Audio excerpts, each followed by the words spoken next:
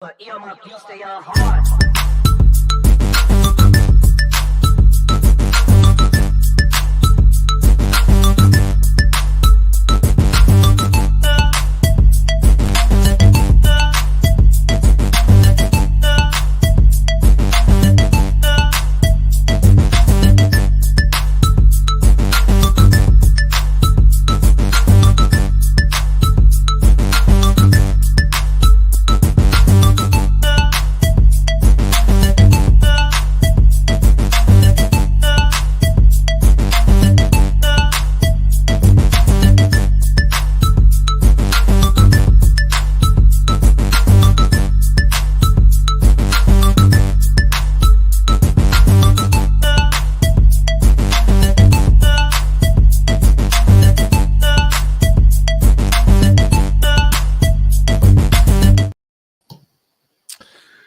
Hello, good evening. Happy Sunday to you. It's the first episode of 2024 for the BCSN SportsWrap. I'm Bryan Fulford. That's A.D. Drew.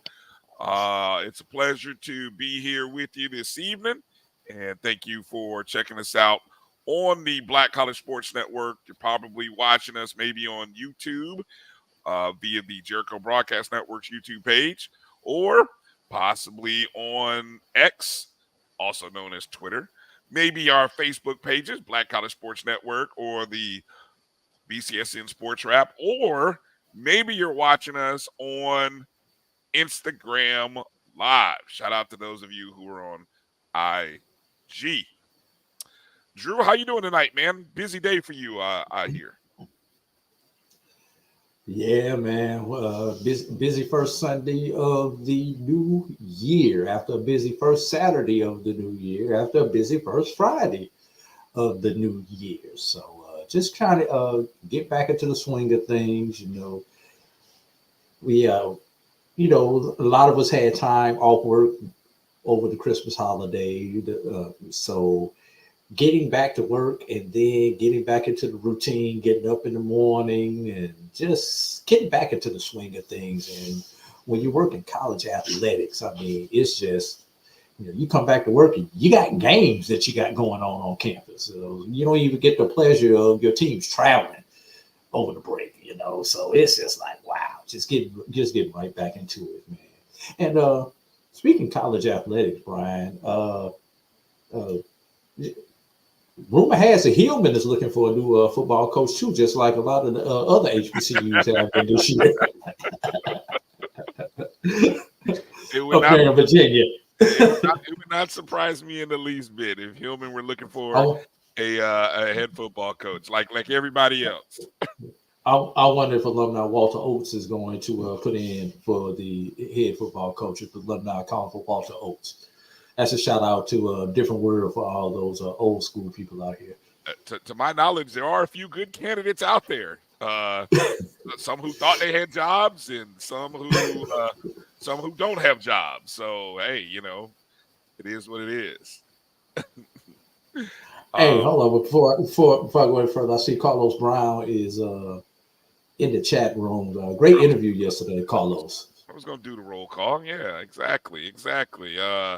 Shout out to Carlos joining us. You can go back and listen to Carlos's show with Southern head coach Terrence Graves right on the BCSN Pod Zone. Download it any and everywhere that you listen to podcasts. You can even watch the video podcast if you have Spotify. That's BCSN Pod Zone. Of course, you can always find it on demand or in replay mode, I guess, on YouTube or Facebook. You can go to facebook.com/MyBCSN1, or you can go to the Carlos Brown Show on Facebook and watch it there as well. So I will make a point to go back and look at it. I honestly did not get a chance. I was occupied coaching games, watching games out in the Port Orange and Daytona Beach area yesterday. So by the time I actually got home to focus in on my beloved Indianapolis Colts, I saw the 75-yard touchdown by the Texans, and that was it, Drew. I passed out after that and woke up actually to no surprise that the Colts were not were eliminated and not in the playoffs. So, yeah, that first play of the game should have given you an indication. First play of the Texans on offense. Yeah, well, I did have Nico Collins in a prop to go over his number. I didn't know he was going to go ham the way he did. So yeah, and I was just looking at one last prop I had, just got ruined by the Denver Broncos. So thank you, Sean Payton, you thug. Anyway, to quote the great Well, speaking of thug, did you see the end of the New Orleans Atlanta game today?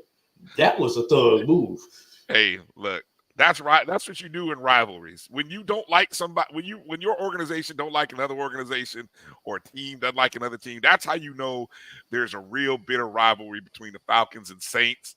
And Arthur Smith, he was a little butthurt. Well, first off, set the play up. To set the play up, what the Saints had actually had what should have been a pick six, but he ran out of gas on the one. When does a honey badger run out of gas? And when it's old and has a bad hamstring, probably. Yes. But that honey badger ran out of gas at like the 2-yard line, right? Yeah, got tackled at the one. Yeah, tackled at the one, and so it was under.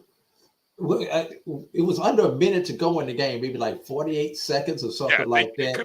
And they could take 2 knees, and the game was over. Yeah, and they were already up. You know what it reminded me of?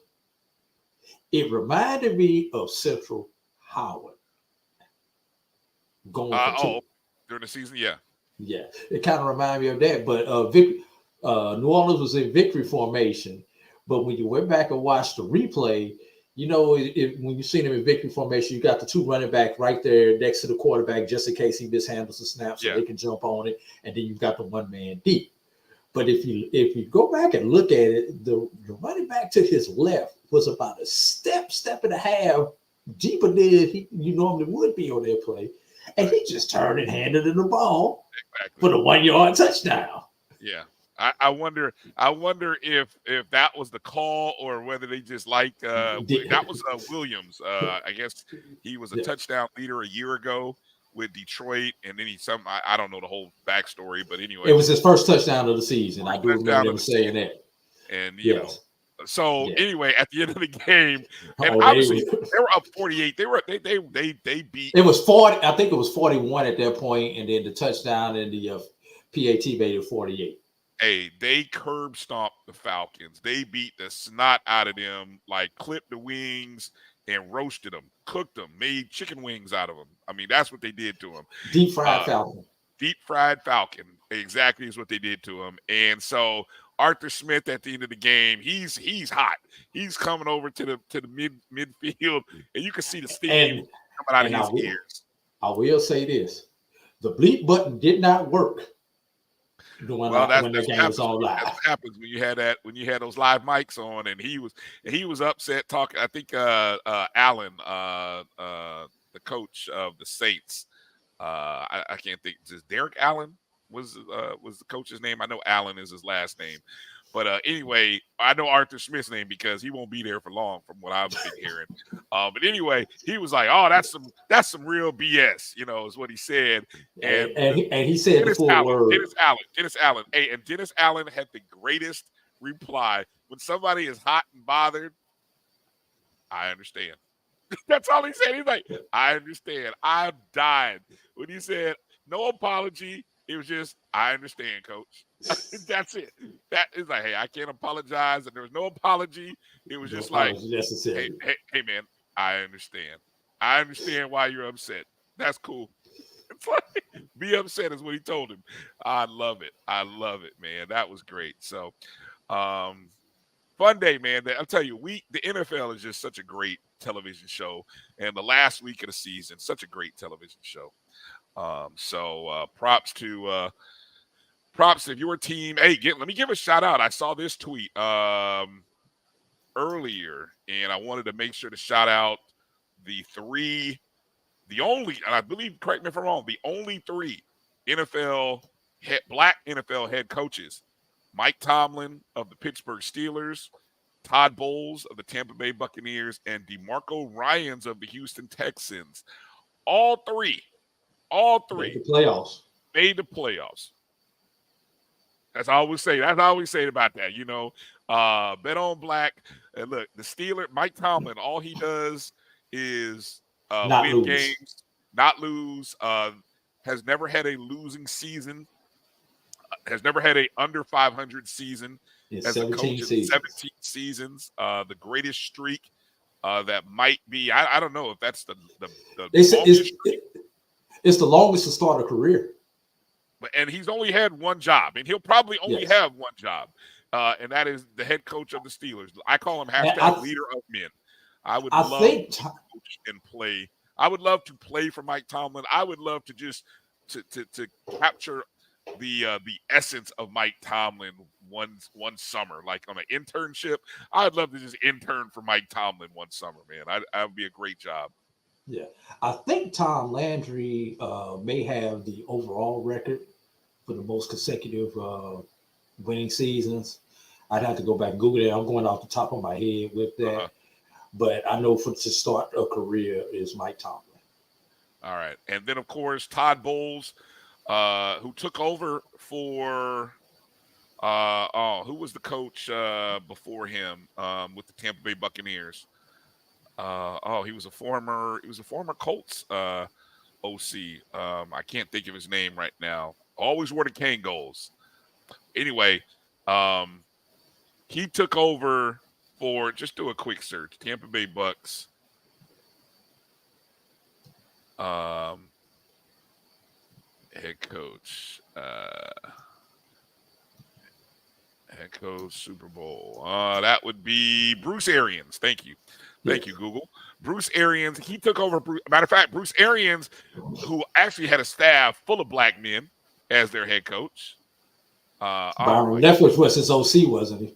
The Cardinals just blew it. The Cardinals had a chance to win the game on a field goal, but that's all right. That's why you take the +3 on the that's why you play +3, because you still win. Winner, chicken dinner. Cardinals lose by 1, but B still wins in real life.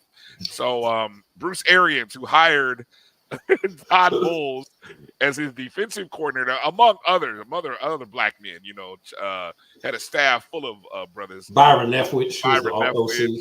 Anyway, they won a Super Bowl with Tom Brady. So Todd Bowles, they cheat code. Is this his second year or first year at Tampa? Second. So they won the South, the NFC South, and they ended up winning the NFC South by a 9-0 win over the Panthers, who, speaking of the Panthers, made the worst draft day mistake you could make. You drafted Bryce Young instead of C.J. Stroud, and all C.J. Stroud did was lead the Houston Texans. He'll be rookie of the year. Yeah, rookie of the year for doubt. No doubt. And DeMarco Ryan should probably be coach of the year. So, anyway, shout out to those brothers. Even though DeMarco, Ryans, he beat my Colts, but hey, man, I can't hate on the brothers. So 3 brothers going into the to the playoffs, and we'll see. We'll see if they can get a win and play into week 2.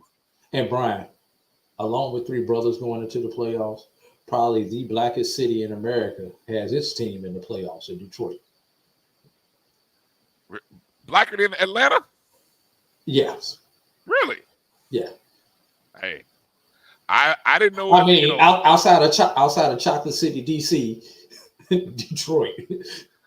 That's interesting. Okay, I would have never thought that, but that's a good one. So yeah, Detroit, the Lions going to the playoffs for the first time in like 30-something years. So always great stories, man. Haven't won a playoff game since 1991 when Barry Sanders was the running back. I know. Hey, you guys let me know. Rodney Peete was the quarterback. I think 2024, Drew, is the year I do my all general sports podcast. I listen. I consume too much sports to not have a show where we talk about other non-HBCU stuff. But anyway, it's gonna come. It's gonna come. Let me give a quick shout out to a few people here. Let me see. Kylan says Detroit might be blacker than DC at this point. Wow, yeah, that's He might be right. that's interesting. Yeah, that's interesting. Appreciate everybody coming in. Walter Harley, appreciate you checking in Waldorf, Maryland. Interesting, Waldorf, Maryland. I'm gonna have to Google that. Yeah, go Google that. What is that near? What is that near? Maryland ain't but so big of a state anyway, so I guess you can't be too far away from anything really in Maryland. Go Livingston College Blue Bears. That's what's up. That's what's up. Chuck Hunt checking in from Monroe, Louisiana. Happy New Year. Good to see you, Chuck. Appreciate you. Kelvin Rozier checking in. Good old Rattler there. Co-host of the O&G Strike Zone every Wednesday night, 8 p.m. Eastern, right here on the Black College Sports Network, is where you can find Kelvin, Jimmy Mack. Appreciate you coming in as well. Also, Waldorf is south of D.C. I'm sorry? In south of D.C. Oh, south of D.C.? Yes. Okay. Mary 305, appreciate you. Good to see you. Thanks for coming in. Let's see. What else? Anybody else? Edwin Moore checking in. Good to see you, Edwin. Thanks for checking in. Appreciate you. Rattler 32114. It's 32114. It's a zip code. Brian. Okay. I peeped Say that. it like a zip code. Okay. 32114, Drew. Yes. Thumbs up button. Those of you who are watching this on YouTube, wherever you're watching us, if you're on Facebook, hit the thumbs up as well. Appreciate you. So, look, obviously we started the show a little bit later than normal. We usually start our show 6 o'clock Eastern. That's my fault.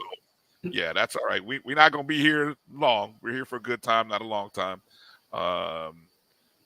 A&T Roy, Detroit's GM is an Aggie. Okay. Well, that'll be interesting. I wonder what kind of that's a good job.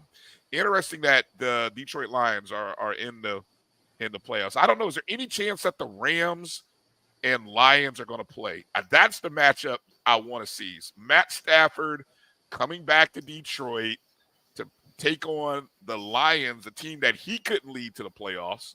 But that's the matchup that has to happen. I don't know. Uh-oh. I'm just looking at something on the NFL. Guess what, Drew? That is the matchup we get. Rams coming to the Lions. Oh, my God. The city of Detroit will not be able to sleep. That is going to be an epic matchup. Eagles travel to the Buccaneers. They're limping. They're limping bad, man. It's a good time to clip the Eagles' wings. And then the Packers are traveling to the Cowboys. Woo. That's scary. That's scary, yeah. Aggie Pride, what up, Jeff Roberts? How about do we have the AFC set? No, because it has to be determined tonight. That's the right. AFC is going to be based on the game coming up later tonight between the Bills and the Dolphins. The winner gets the AFC East, and the loser, I think, moves into the 5 spot. So guaranteed both teams are in the playoffs, but it's a matter of who wants to host that home game. If I think so.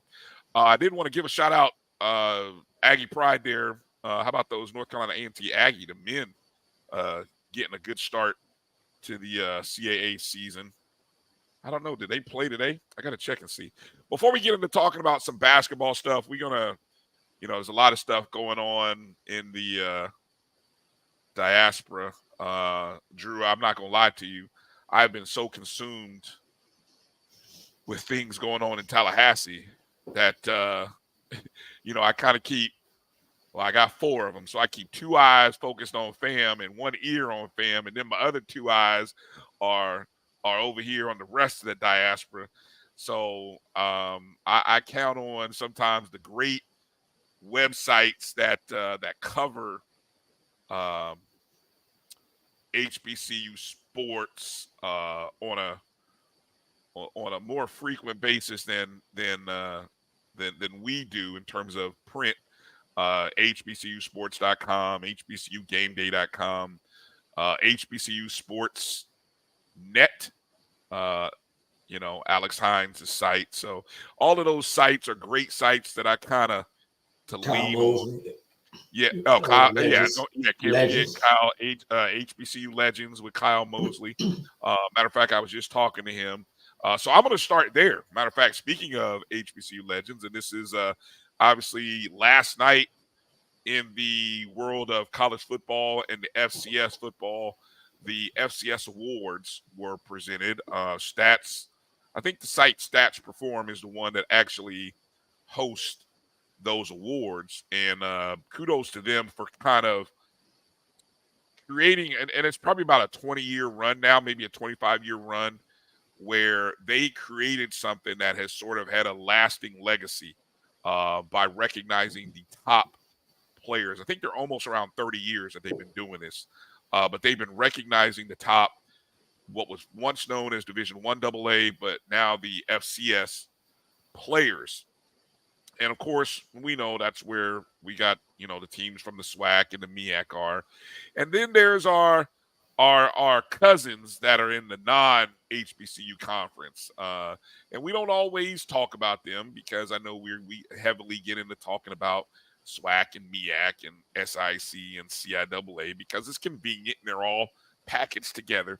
But we got to always recognize when the cousins, so to speak. When the cousins do well, we got to recognize them. And so last night at their annual awards, the 29th Buck Buchanan Award went to Terrell Adams. I believe I said it right. Terrell, maybe it was Terrell. Could be Terrell. Adams. He's a defensive player for Tennessee State University. He is the 2023 Buck Buchanan Award winner, the 29th Buck Buchanan Award winner, which is the FCS's best defensive player in 2023. He's a defensive end. He is actually the 6th HBCU player to win the award and the 3rd in the last 4 seasons. 3rd in the last 4 seasons. If you go back and think in 2020, I believe that was the COVID spring. Jordan Lewis of Southern was the recipient in 2020. Then in 2021, Isaiah Land of Florida A&M won the award. And then, of course, Adams winning it this year in 23. Previous winners were Deion King of Norfolk State in 2015, Rashawn Mathis of Bethune-Cookman in 2002, and Chris McNeil of North Carolina A&T in 1997. So, really, Drew, you could say there have been, 4 over the last, 10 I don't know years. is that 8 years or less than 10 years? Definitely. Yeah. But even still, when you think about the award is 30 years old, Brian? Yeah. I mean, 6 out of 30. That's a pretty good percentage. Yeah. I mean, it. Of course, it's That's named 20%. after. That's 20%. Right. Named after Buck Buchanan, who I believe, if I'm not mistaken, wasn't Buck Buchanan Tennessee State guy? I can't remember who. Yeah, and it's kind of ironic that all the FCS awards, the major awards, are named after an HBCU person. When you look at the awards at the FCS level, the Jerry Rice Award, the Walter Payton Award, the Eddie Robinson Coach of the Year Award. My mistake. Don't get me. Buck Buchanan was actually a Grambling guy, a Graham fan. So I knew he was from one of those. I you know who I'm thinking of? I'm thinking of somebody else who was. I know Ed Too Tall Jones came out of Tennessee State, and he's the only HBCU player to ever go number 1 overall. Well, not technically, because Buck Buchanan went number 1 overall in the AFL, and that's that's sort of the NFL. That's the distinction about who was first. So anyway, but yeah, all of the FCS awards are named for HBCU players and coaches. So it always is interesting. I think it's pretty nice when you do have these moments where you have one of our own winning the award. During the season, Adams had 14.5 sacks, 28 tackles for loss, 10 quarterback hurries, 5 forced fumbles, a fumble recovery, and 65 total tackles. Usually what does it, and if I recall when Isaiah Land won it, it's the sacks and tackles for loss.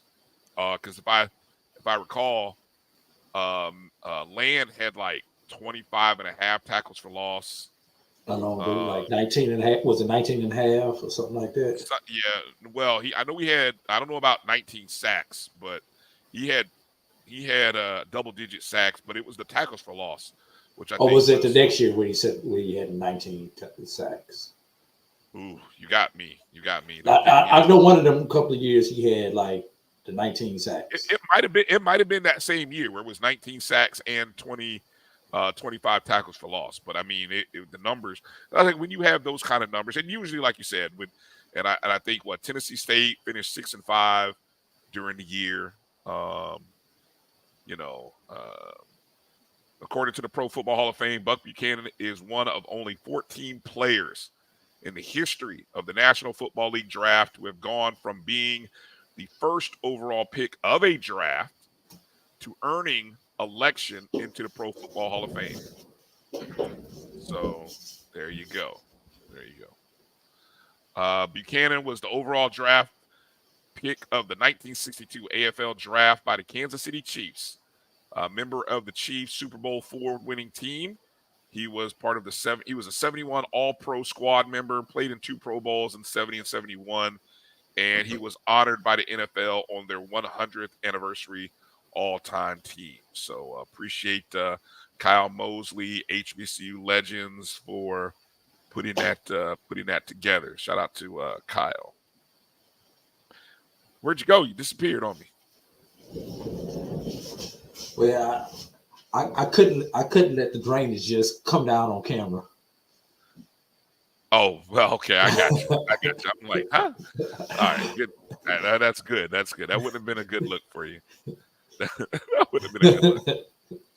Okay, let's make a quick, while we're talking football, let's make a quick short pivot.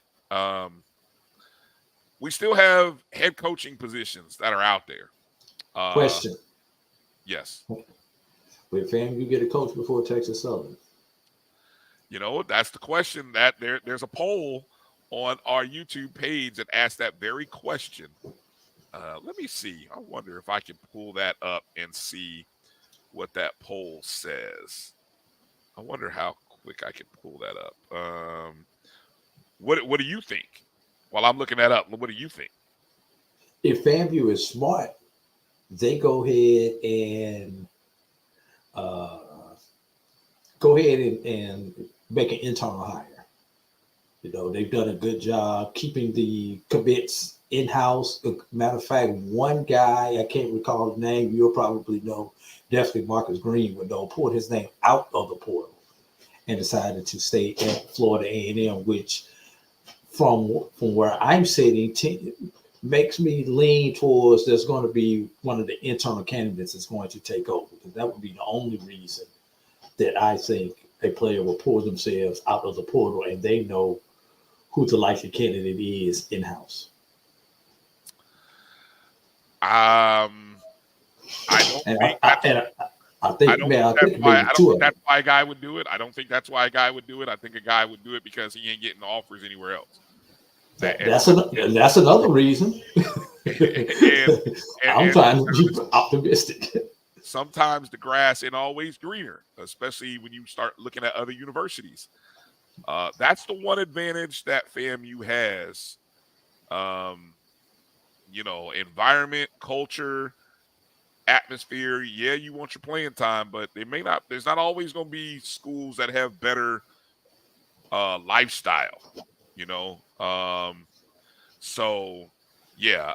Okay, so I pulled up the poll. A good number of folks have voted on the community tab on the JBN page, JBN1 here.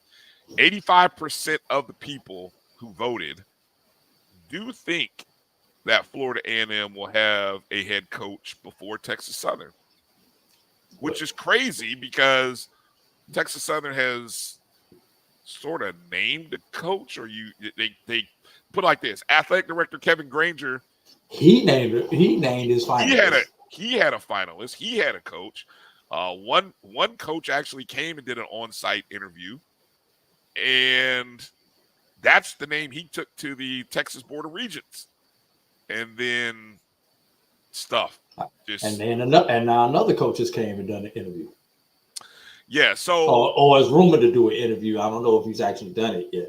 It hasn't done it yet. So here's the latest that I got from my conversation with Kyle is that and obviously the big rumor was, or the big discussion was that, you know, a couple of board regent members, Edwin says they hijacked the process. Now the question is, did they hijack the process, or by some default means here, are they sort of showing a lack of confidence in the selection by the AD, which you just hired the AD for his ability to be able to name a coach? Check that, Brian. They just extended the athletic director. Right. So they extended his contract. And when you extended this athletic director, you knew your football coach's contract was coming up, was the next contract that you had to make a decision on. Right. And so for a couple of regents to sort of make it so that a vote couldn't go through is what I understand. Apparently the word is that they want to see Andre Johnson, former Houston Texans wide receiver, who I still keep trying to figure out, is Andre Johnson even coaching? Has he been coaching somewhere, or is he just a former NFL player that they're just hoping, because of his ties with the Texans? And I don't, it's such a curious. What is the relationship between Andre Johnson and said board members? Yeah. Is it a direct relationship? Is it via a agent / and a lot of agents or lawyers, or even Andre Johnson, even if that's not his agent, he still has an attorney. I mean, it tends to land that there's some type of relationship that they are, empowering to try to push Andre Johnson into this position. So, and the loser in all of this is Fred McNair. Yeah, definitely. It's Fred McNair. Fred McNair, who, of course, he essentially kind of played the negotiating game, to my knowledge, with Alcorn, because he had the offer, or sort of had an offer. What do you want to say? In an agreement, or sort of a casual agreement had an offer. At least had an offer. I guess that's the best way of saying it. Had an offer from Texas Southern, went back to Alcorn to try to see if Alcorn could match a number that he had in mind. Alcorn kind of pivoted and was like, yeah, no, we're not going to offer you that. We're going to choose to stay in-house with your defensive coordinator.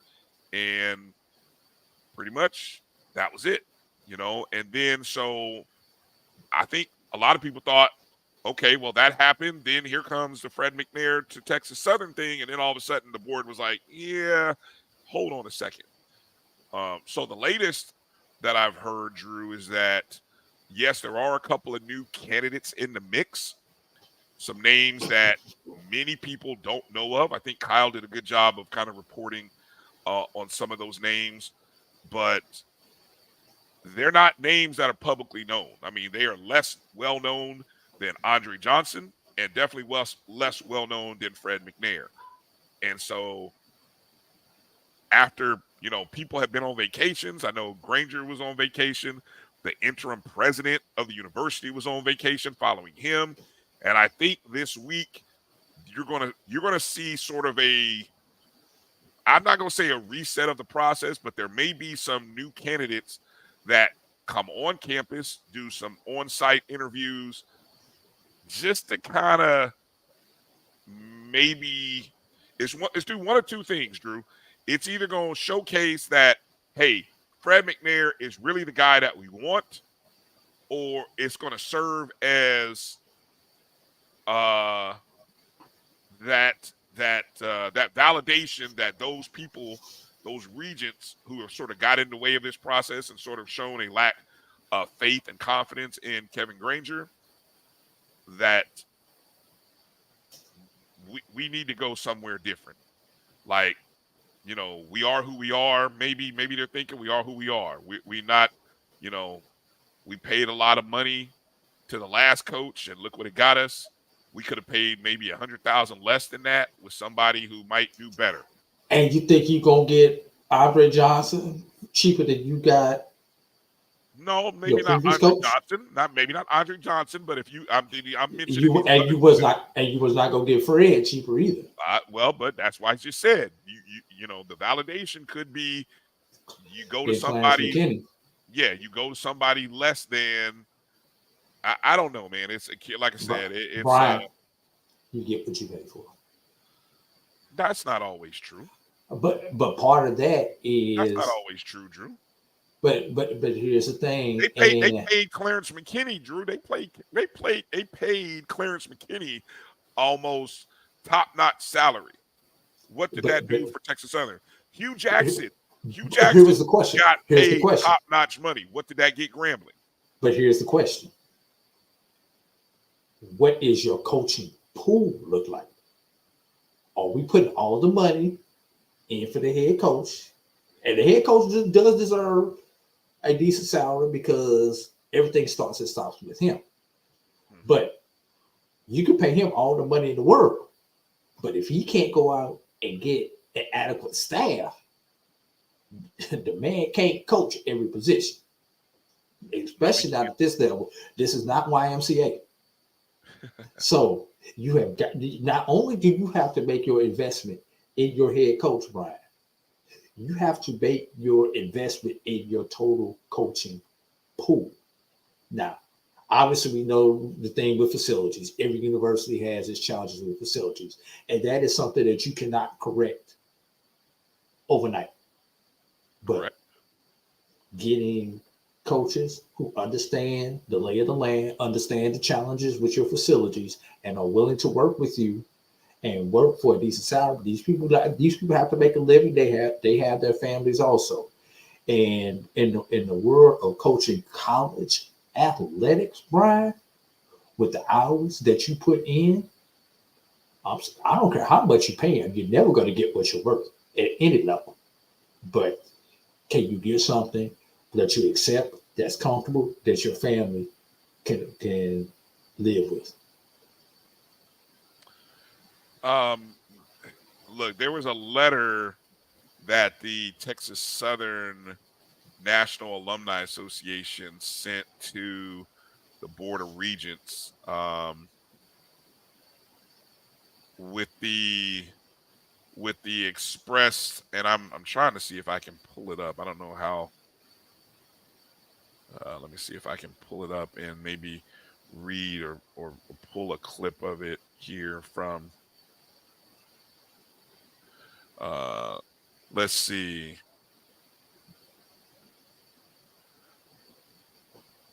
It's really just a plea to the board of regents to swiftly move this process along for the betterment of the program, and so I it brings that brings me to the other university that is also looking for a coach, and they're in a different situation, but who knows? they could be in a similar situation. Obviously, I mean, Florida A&M. It's now been about a week since Coach Simmons turned in his resignation, and so I'm sure that over the past week, the uh, athletic director, VP Tiffany Dawn Sykes, has been talking to candidates. Obviously, rumored to have talked to Trey Oliver.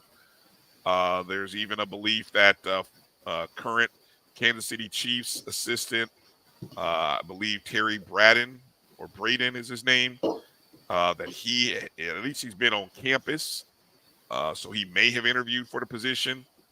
Not fully sure if the in-house candidates have been interviewed. Probably. And then also you got the AFCA going on this week, Drew.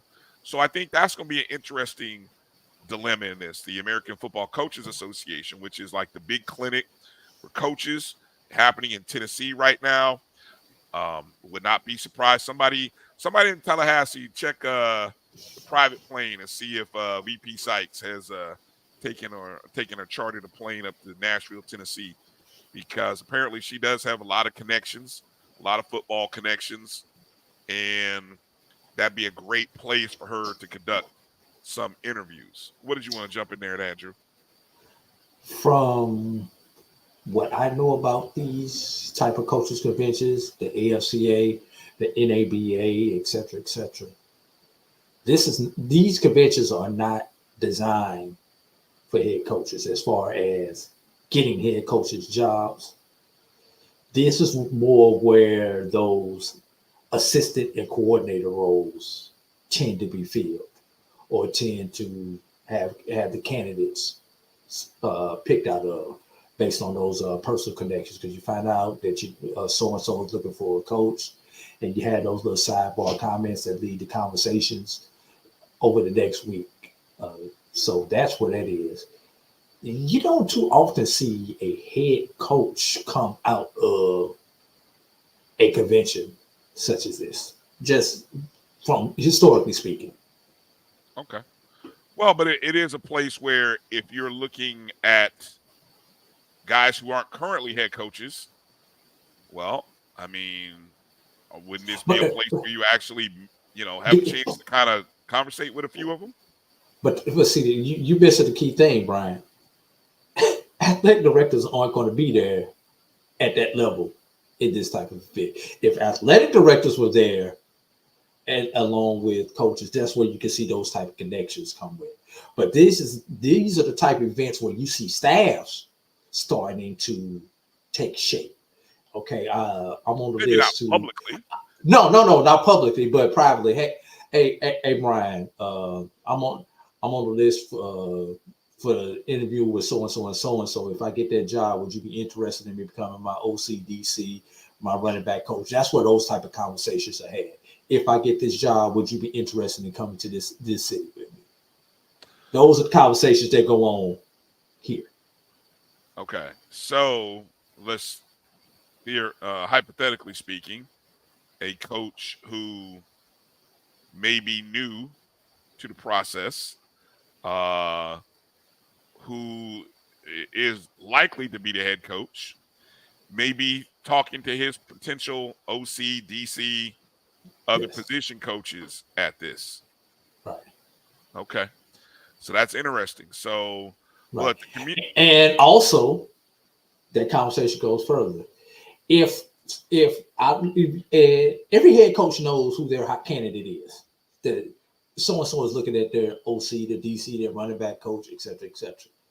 If my running back coach goes over to this school, and I'm sorry I use running back family, but if my running back coach goes over to this school, would you be interested in coming over as a running back coach? Or I'll move my wide receiver coach up to coordinator. Would you be interested in becoming a wide receiver if I should lose an offensive coach?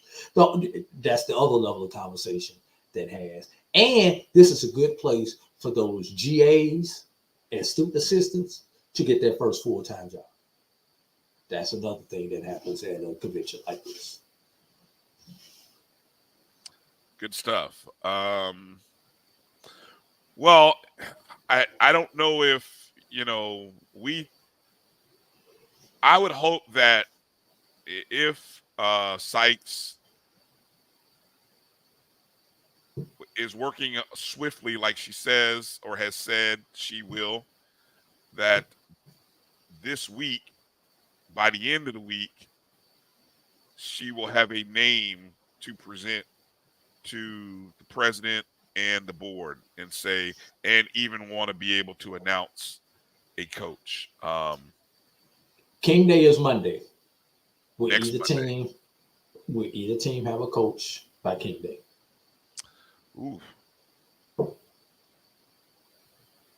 man, wish I would like Because to. I would like to because say yes, but I got a thought no. I'm gonna side with no and be surprised if there's a yes. let's take it one step further, Brian. In 4 Wednesdays, 31 days. National Signing Day. 31 days. 31 days. I just saw a post by our I'm trying to find a way to nice. I'm trying to figure a way how to say it nicely. From the Yeah. okay. Yeah, she From she of the. yeah, messy, but good lady though. Good young lady. But anyway, 31 days. I looked it up. It is actually February 7th. So we are exactly 31 days from National Signing Day from today. Okay. So yeah, it is 4 weeks. That's a hope, David. That's a hope that FAMU will move faster than Texas Southern. That's the hope. I won't say it's guaranteed, but especially if here's what could derail that, David. I'm just speculating. Word gets out about who her selection is, and I've already kind of seen with a couple names that have been bantered about, and I've seen the instant reaction to it. Yeah, that's gonna be, because again, if it has to go through the board of trustees for approval, that's where it's gonna be like, wait a minute, what? Who are you talking about bringing in here for this? So, if I was Tiffany, when Simmons turned in his paperwork, the first question I would have asked is, what is the process? How much of this process do I control, or will other factors come in? Because I will not be looking like Texas Southern in this situation when I make a recommendation and the board or the president says no. I will not make that recommendation in public, and y'all will shoot me down. So I need to know what the process is, and we need to do all this moving behind the doors. If you don't like a candidate when I submit that name up, as long as we're behind the closed doors, we can fight all day. But in public, we need to be on one page, one accord, one person speaking. well, I think that conversation happened long ago. I'm just hoping that has happened. And I think also you got to look at the fact that how quickly she hired Bridget Gordon to be her head women's coach. Now, I know there's no comparison between, the women's basketball coach and the football coach, but it is a profile position, and she hired a profile person. So that there was a low expectation level. So maybe yes, she was able to get somebody that was sort of to the left of everyone's expectations, but I think she got a good one.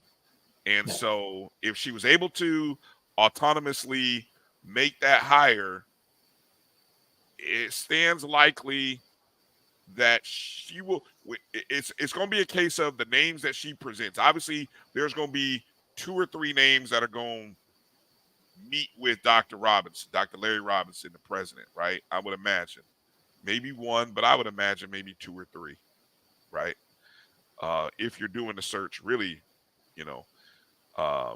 and it's like I said, the rumor, the when the name of that person gets out, the instant reaction will either be positive or negative, and I think if it's extremely negative, I don't see how that choice will make it through. I'm just going to be honest with you. I think, I think the power of social media and our ability to connect and to reach out is so strong nowadays that we can instantly. When people instantly find out something, they are instantly DMing, texting, sending emails, and it's a much faster response these days. And so, I would. It'll just be interesting. It's an interesting process of whether, and I've said I narrowed it down to this, Drew, and I'm going to move off of this for a second. I think this is a hire that will show how she values the FAMU culture and history and the legacy of it. Because the one thing that I found interesting in the hire of Bridget Gordon is a Floridian.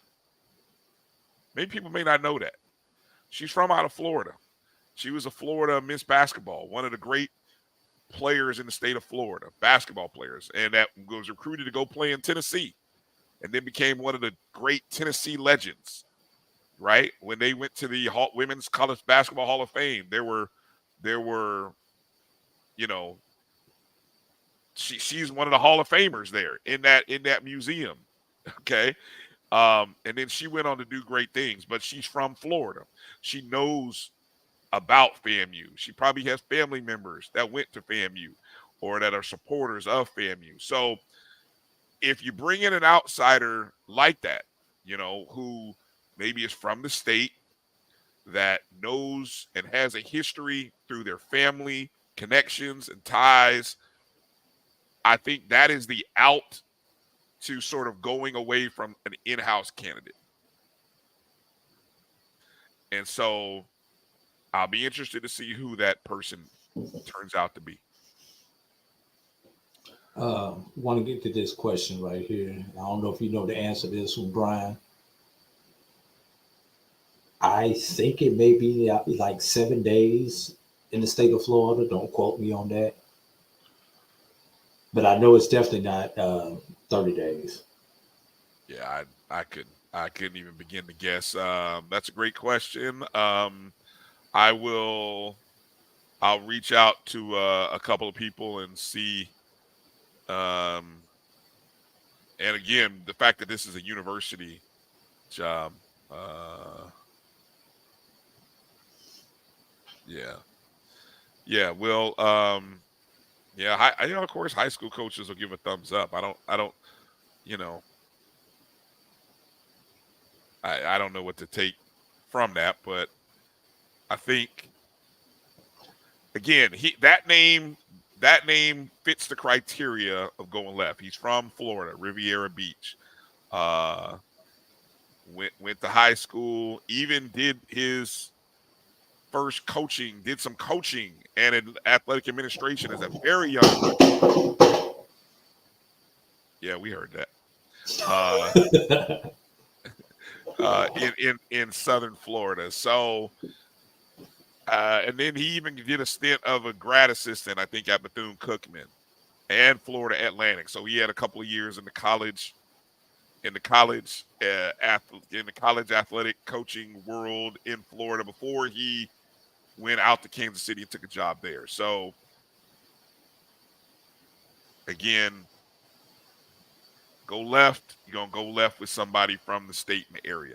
I think it's more likely that she goes left with a candidate like that than left with Trey Oliver, who Trey Oliver would be, there might be some people who will disagree with this. Going from North Carolina Central to Florida A&M is an upgrade. I said it. Yes, I did. It's an upgrade. I'm sorry. But for him, he is a North Carolina Central guy. So the question is leaving your alma mater? Is Trey Oliver leaving his alma mater to go to Florida A&M, who's in a different conference, so it's not like you're leaving and going to another conference. And is that an upgrade for him? Does it move him closer to doing what Willie Simmons did, which is And going that's to the and FBS? that's the question that you need to ask. How long would Trey Oliver be willing to stay at a Florida A&M? Yeah. Would you be putting yourself in the same Willie situation? Which kind of brings up what I was going to ask, Brian. Do you go with a more seasoned person for the coaching hire this time instead of the younger hotshot head coach like Willie was when he took the job? Because Willie was in his 30s when he took the job. Do you look? Wait a minute. Took what job? Took the FAMU job? Yes. Willie was in his late 30s at that point. Yeah, because Willie's only what 42 now. 43. Okay. So do you go with a late 30s, early 40s candidate who maybe still be looking to move up to the FBS level? Or do you get someone maybe in their mid 50s who is good with being at FCS and maybe able to stay around for a decade or so at Florida A&M should they have the success? We have to. I'm in agreement with my guy Marcus, and I can't wait to put the article. I'm moving away from this thought about being around for 10 years. Willie ruined that for me. Coach Simmons, he ruined it for me because I had been saying for the longest, if Coach Simmons stay around for 10 years, he'll go right from being the head coach at FAMU to the head coach at the next level. I really believe that. Now, call me foolish. Sometimes I've been called a lot of things by a lot of people. But that's just my thought. I thought that if he stayed and he had the kind of success for a decade, I mean, he's already considered one of the top. He's on the Mount Rushmore probably already of FAMU coaches already. He's on the Mount Rushmore right there next to Jake, Billy Joe, Rudy Hubbard, Willie Simmons. He's on the Mount Rushmore. With all respect to, Ken Riley and Joe Taylor. With all respect to those two. No offense. Can you really make a Mount Rushmore at FAMU? Because Jake is in the category by himself. Then you got a Rushmore. I mean, George Washington is on the Mount Rushmore. Abe Lincoln is there. I mean, of course you can have that. That's why it's called Mount Rushmore, because you put the four greatest up there. But Jake is the GOAT at FAM. I mean, some people might say Abe Lincoln is the GOAT of presidents. I don't know. I'm gonna leave that for U.S. history teachers to debate with high school students. I'm just saying that's what people say. So yes, that's why you have a Mount Rushmore. That's why you have a Mount Rushmore. So wait a minute. I'm sorry. Hold on a second. Central would find the money to keep. Well, first off, Jeff, I think I've been told that there was an extension already for Trey Oliver. So he supposedly, I don't know where this is at. I can't find the information, but supposedly he is already being paid as one of the top coaches in HBCU, or he will be. Yeah.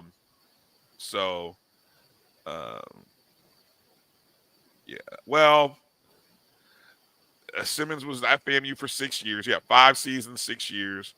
That is a long time. Broadway was at A&T for 7. When you have success and you're winning, the next level is always going to look for you. And so I think that's why we have to move out of that mindset of our coaches staying around for 10 years.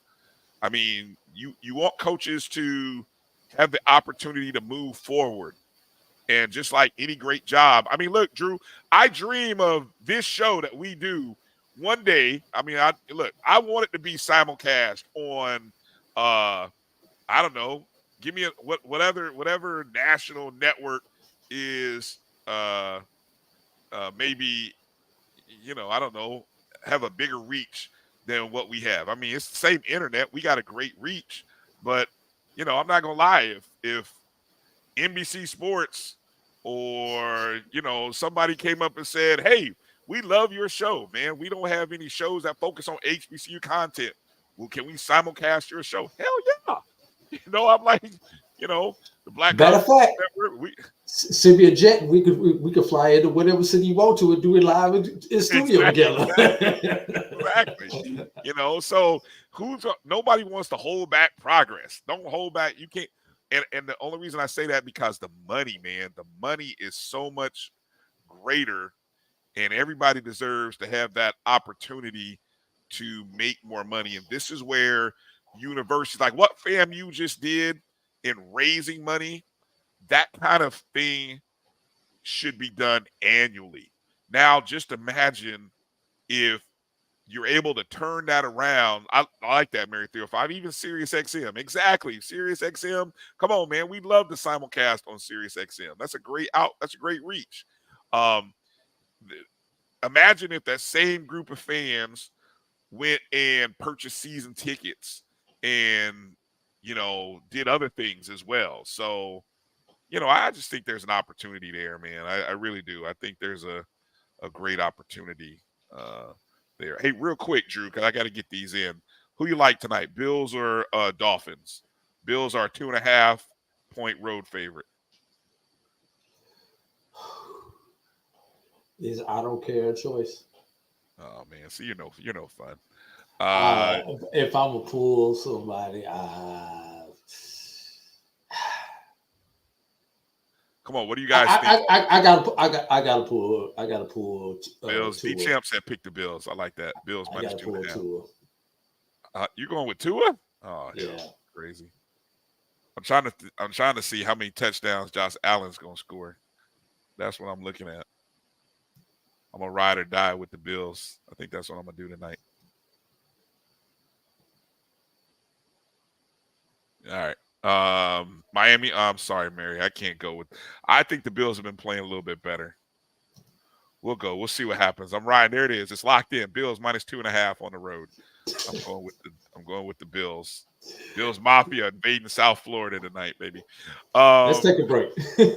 Yeah, let's take a break. I want to air some great questions in the chats. I want to mention, and also we gotta mention a little basketball talk here before we get out. Again, we're here for a good time, not a long time. We're not gonna stay for our normal extended time. So we appreciate everybody watching.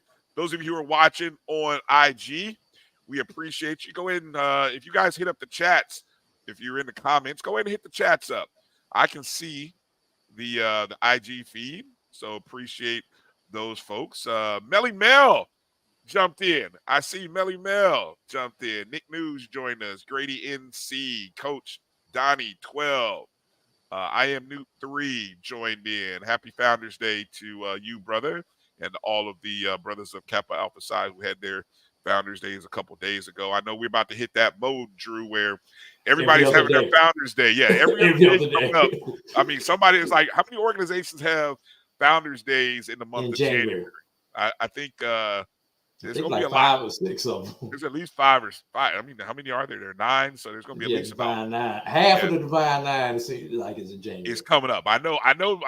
My sister and my mom are AKAs, so I know that's coming up on the 15th. I know that for sure, and I think Delta's got one. Everybody's got. So Founders Month on the HBCU Greek diaspora. So there we go. So hey, let's take that break.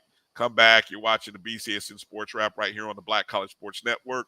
We'll be back in just a moment. The Cuvée Group is a Florida-based marketing and training consulting firm. We help businesses communicate to their target audience and engage them in conversation. We also help to expand their audiences, which will ultimately result in growth for those organizations. In addition to being a certified constant contact specialist, my colleagues and I are also certified in John Maxwell Leadership Principles. We use these proven principles to conduct workshops, training, and private coaching sessions for individuals and companies looking to take things to the next level. Contact us to schedule a free consultation. Issues today, don't delay, call Cuvée. This is the Dean of the College of HBCU Sports, Kenyatta Cavill of Dr. Cavill's Inside the HBCU Sports Lab with Mike Washington and Charles Bishop. Come mix it up in the lab where the course lecture is in session every Tuesday from 6 o'clock p.m. Central Standard Time on Facebook Live, YouTube Spreaker, or the BCSN app, as we discuss all things about the HBCU sports culture, including exploring the week that was in the sporting HBCU diaspora, as well as the upcoming week of HBCU Sports. With me, the Dean, the College of HBCU Sports, on Dr. Cavill's Inside the HBCU Sports Lab with Mike Washington and Charles Bishop. Course lecture dismissed. From novice to aficionado, find yourself here. High quality cigars plus personal customer service. Slow Burn is Waco's only mobile cigar lounge, featuring a meticulous, curated collection of premium cigars. Visit our website, www.slowburnwaco.com.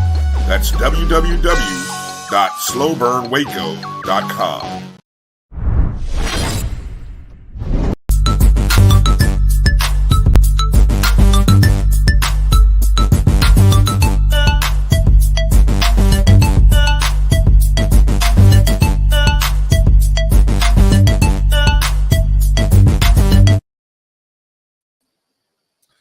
All right, welcome back to the BCSN SportsWrap. Bryan and A.D here.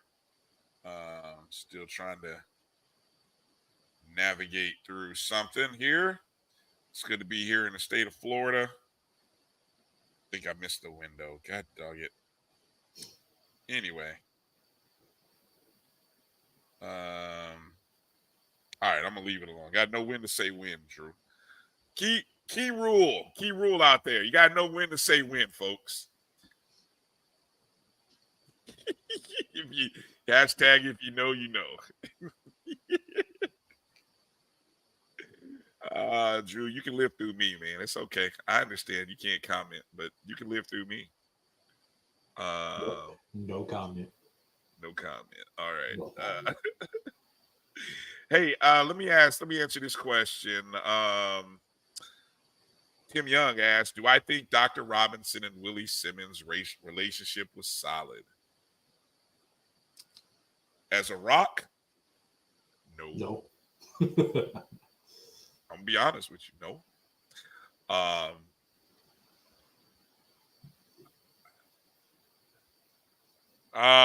Let's just say Professional. From what I heard, take this for what it is, word on the street, whatever, just, Barbershop talk. Barbershop talk. This is what I'm sharing, barbershop talk.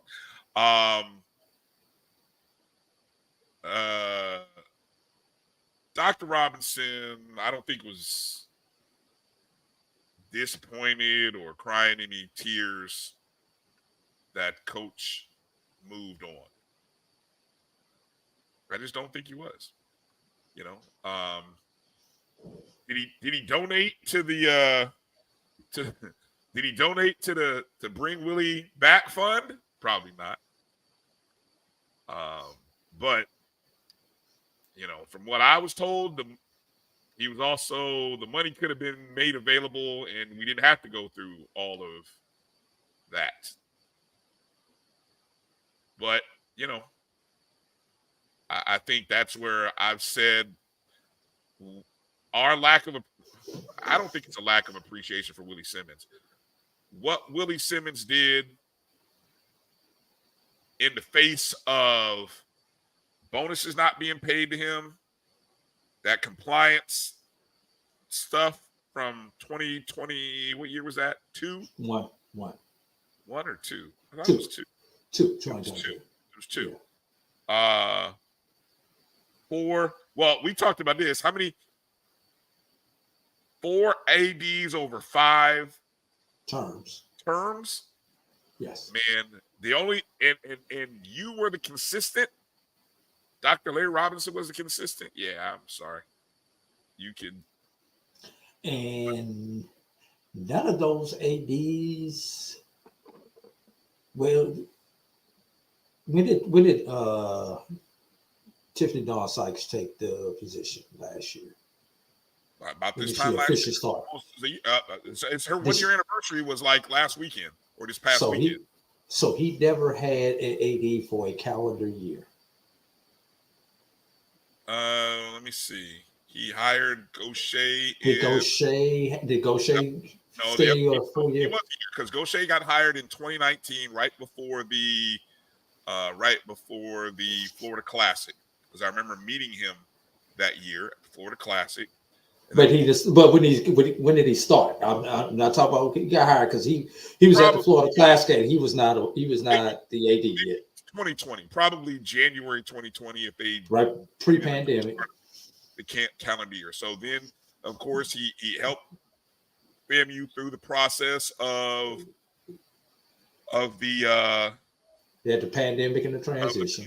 The transition to the SWAC. And he didn't stay. He wasn't there for the transition. 2021. Yes, he was, Drew. April of 2021 is when he left. Is when he resigned. Right. So he never saw the SWAC. Was about to be pushed out the door and fired. No, right. He did not see the fall 2021 season. Right. He never saw the SWAC. Correct. Right. Yeah. That's why I was going with that. But again, remember, we announced we were going into the SWAC. Right. Probably maybe months before he stepped down. We announced we were going to SWAC. Mike check. We announced we were going to the SWAC. Yeah, July of 2020. Yeah. Another question, one more question. David Garner asked, what about Mike Minter? I say, what about Mike? He did a good job at Campbell. I would have to wonder, why did he leave Campbell? I still haven't heard the backstory of why he left Campbell. We're losing you, Brian. Brian, we need to get your bike together. Damn it. There it is. We heard that. All right. Anyway, why did Minter leave Campbell? I mean, there hasn't been no news on that front, so it is what it is. Let's move on.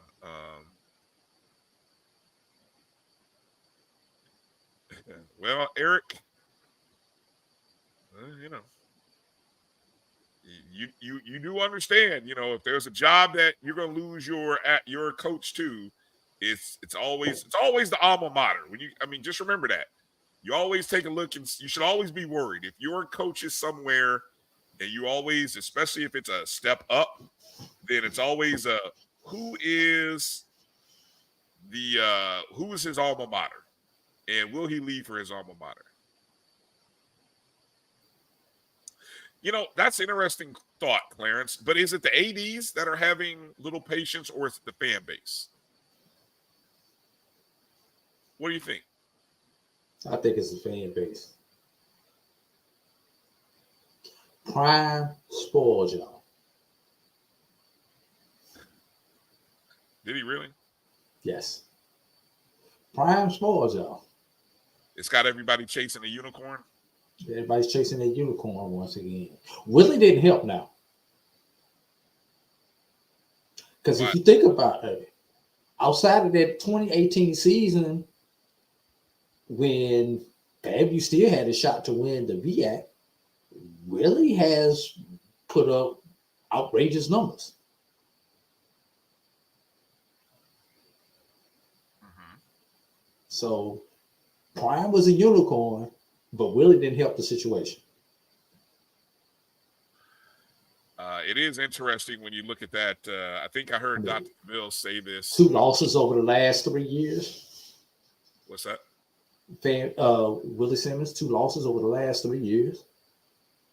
7-1, 7-1, 8-0. Look, the best of the best moved up. 22-2. So now, who's next?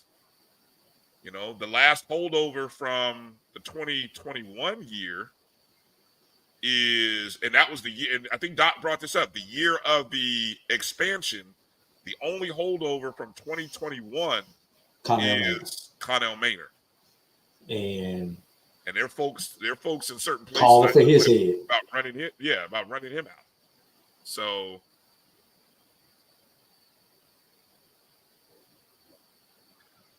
D-Lob, you got jokes. I'm gonna let you just stay. I'm not even gonna put that up. I'm gonna let you stay in the chat room. Don't you put that up, Drew. I'm gonna just let I ain't even seen it.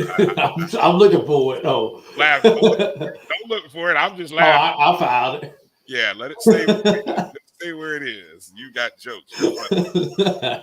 I see it now. You're funny. Ha ha. Who's anyway? Yeah, he's got jokes. So yeah, good stuff. Good stuff. Those of y'all on YouTube see it. That's all I'm gonna say. Yeah, exactly. You got to come over into the YouTube chat if you want to see how ridiculous some folks are. Come on, why can't I get the anyway?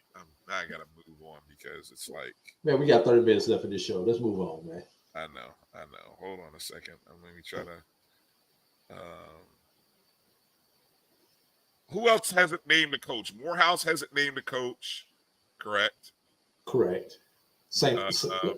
St. Aug hasn't named the coach. They got stuff going on at St. Aug, right? Isn't that the school where they had the coach who was practicing in the parking lot and stuff like that, and now he's suing them. Fired him, and he's suing them now. Yeah, they got stuff going on.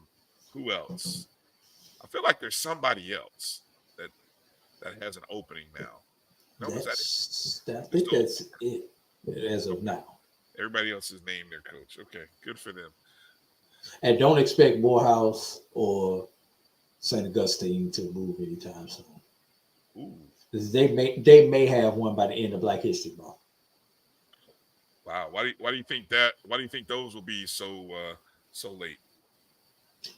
Different barbershop that I go to tells me that.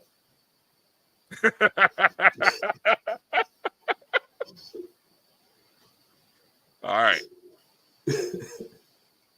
All right, there you go. Yes. Oh yeah, Benedict. Good job.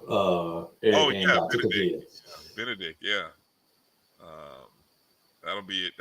And that's among the three Division II programs. I mean, Benedict is the spot. I mean, that's the spot where you want to go. If Benedict continues to fund their program at the level that they funded it at for the last couple of years, yes, that would be. Now, Benedict, correct me if I'm wrong, I think 4 or 5 of their coaches went over to South Carolina State with Coach Berry. Well, let's see. I just pulled up the article here, right here on HBCUGameDay.com, courtesy of South Carolina State Athletics. Coach Jenice Berry introduced some members of his coaching staff. So I don't know if let's see. So Jonathan Williams will be the OC and quarterbacks coach. Jordan Odeford, the DC and linebackers coach. Both of them were with Berry at Benedict. So, of course, that high-powered offense, that swarming defense, quote unquote, those are two big gets for him coming over from to basically move up the road, I guess, right? Yeah. And truthfully, depending on where they already lived at, they may not even have to move. Right. This also looks like he named a new special teams coordinator, defensive line coach, and a tight ends coach and a cornerbacks coach. I'm just looking to quickly read here and see whether any of them are from Benedict as well. It doesn't really mention that they are. Maybe they are. David Blanchard will actually remain on the South Carolina State staff. I guess he has been there for nearly 30 years. Obviously, with the 2 previous coaches, Coach Pugh and before Pugh was, help me out here, Coach Jeffries, right? Yeah. Yeah, so he's But been his there efforts. for both of them. So he will coach defensive tackles and serve as director of alumni relations / director of player development. They also retained an offensive line coach. So and he also remained remaining will be a coach who's director of recruiting / academic coordinator. So Yeah. that's a good merge of your guys And with existing guys. the existing guys, you know. Right. So Now, here's the difference between the Benedict situation and the FAMU situation, Brian. mhm.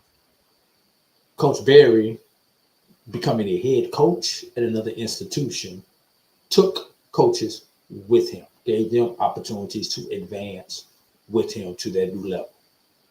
Right. Where in the FAMU situation with Coach Simmons just going to be a position coach at a higher level, his coaching staff remain in place to make the decision that's best for them and give whoever the next coach is the opportunity to retain them, or should they have opportunities to go somewhere else in the interim, or after the new coach gets there, they explore their opportunities. So that's the big difference in those two situations.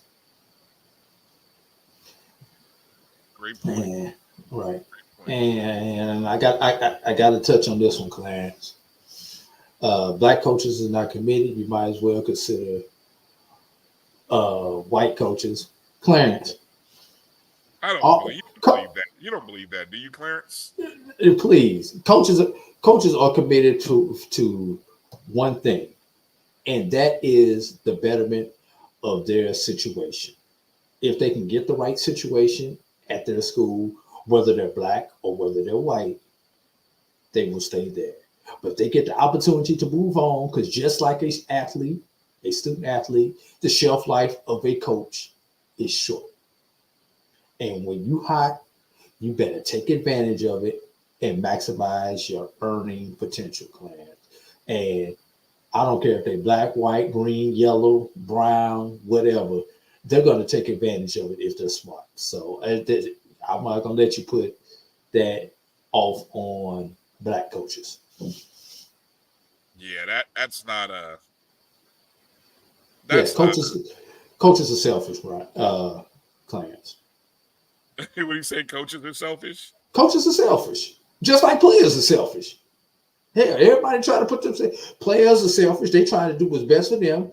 So if they have an opportunity to play at the next level, they can do whatever's best to put them at the next level. And coaches are the same way. They're going to coach and do what they can so they have the opportunity at the next level. Every coach is coaching for their next job, because very few coaches get to walk away from the job that they're at on their own terms. So they're always coaching for the next job. 99% of coaches, 99% of coaches, right, Get fired. are underpaid. Well, okay, yeah, that too. That too. We're going in two different directions. Are underpaid. And yes, they realize that they can be fired at any moment. You're as good as the last season, or or as bad as the last complaint against you. So, that is the nature of this monster. We talk about well, that's why we can't grow. Brian, Clarence, I don't know what your line of work is. Yeah. But and Brian, I'm going to use you for the example since I know what your line of work. Clarence is going to have us in a deep discussion, and I wanted to move on to touch on some other things. So I'm going to let you. Put him to bed. Go ahead. And I'm going to use you for your line of work, Brian. Brian is an educator. I used to be in that field. And Brian, if you were to get the opportunity to go teach at You're at the high school level, correct, right now. Mm-hmm. If they were to offer you a professorship at a university with tenure track for, maybe 50%, a 50% bump in pay, what would you do? You're gone. Oh yeah, You're gone. I'm looking forward to the next opportunity. Exactly. Same thing. I don't care what line of work you're in. If you're the bag boy at the grocery store and the next grocery store offers you the assistant manager's job, you're going to go from bag boy to assistant manager real fast. So that's thank you. Where is my belt?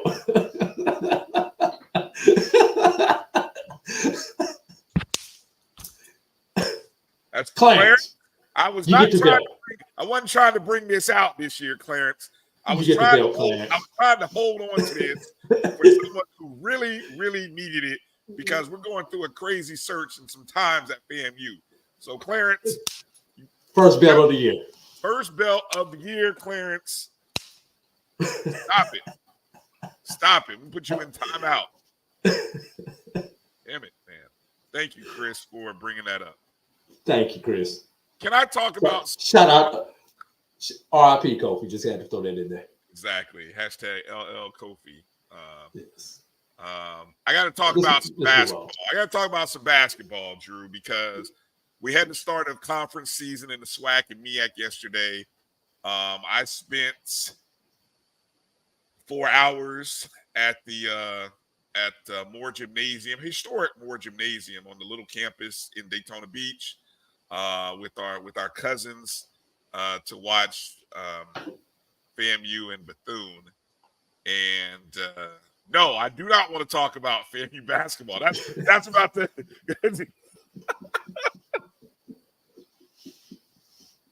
No, I know. That's all I'm going to mention about. Damn you, champ. That's all I'm going to mention is that I was there, and I took a shot at Bethune, and I'm going to leave it at that. Okay, so get off me. But it was exciting to see that there was SWAC basketball being played. Here's some score updates for those of you who didn't know. And one of the things that, who was it? I think, was it Liv?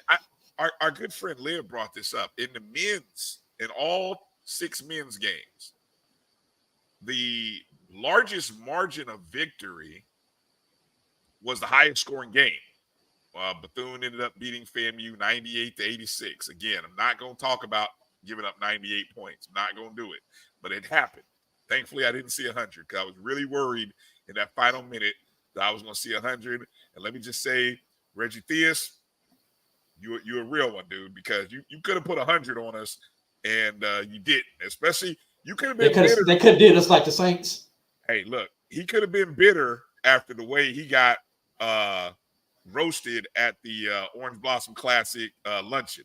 He could have been bitter and took that out on the basketball team and dropped 100, but he didn't. He's a bigger man than me, Drew. That's all I'm going to say. So that was the largest margin of victory, but you had a 1-point contest, Alabama A&M on the road beating UAPB 63-62. You had a couple of games that went down to a possession. Alabama State on the road beating Valley 54-51. A couple games that were 2-possession games. Grambling State holding on to beat Prairie View 69-63. Southern holding off Texas Southern 58-51. And Jackson State with an 88-80 win over Alcorn. But overall, impressive debut in the SWAC. What are we gonna add? I got proud. And this has nothing to do with the games. It has to do with the schedule.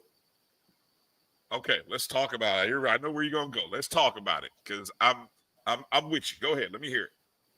How in the hell, SWAC, do you have not one, but 2 rival games on a weekend where most of these institutions have not started school yet? That's FAMU and the School on the Beach, and Jackson State Alcorn. And it's funny you bring that up, Drew, because I really thought.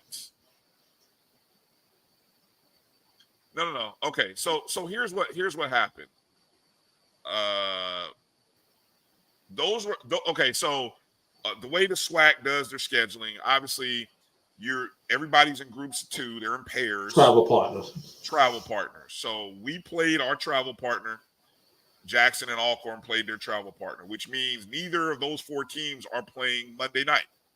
Okay. But for everybody else, they're playing.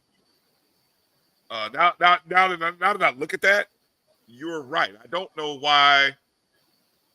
I don't know. Unless there's something, and we're all Eastern teams, if I'm not mistaken. Is Alcorn in the East now? Oh, well, there is no East-West in the basketball. Oh, well, hell, then yeah, you're right. You're right. We technically probably should have opened. It's a bad schedule. A scheduling faux pas, because you're right.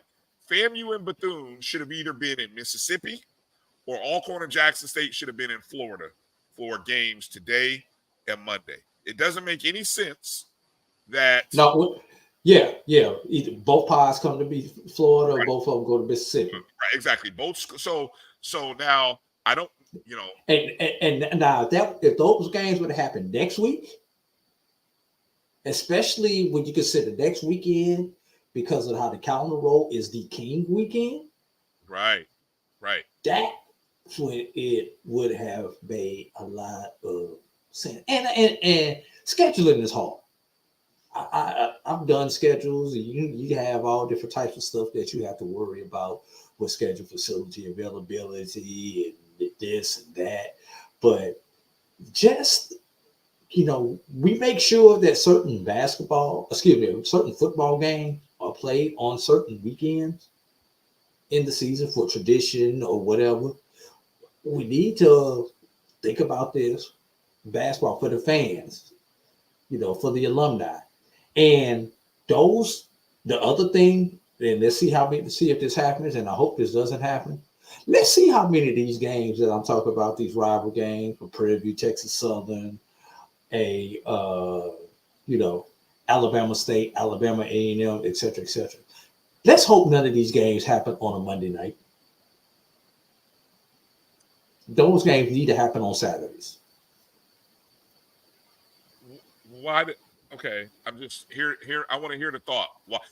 I'm going to ask you, why does that matter? Because personally, I don't look at basketball games as travel destination events. Maybe that's how I look at them. Why do you say those games don't need to happen on a Monday? I mean, you're not going to, for those fans within a 2-hour radius of the school, they would travel to a game on a Saturday. Take the kids, make a full day out of it for on a Saturday doubleheader. That's fair. You're not going, you're not going to do this for a 5:30, 7:30 Monday night doubleheader.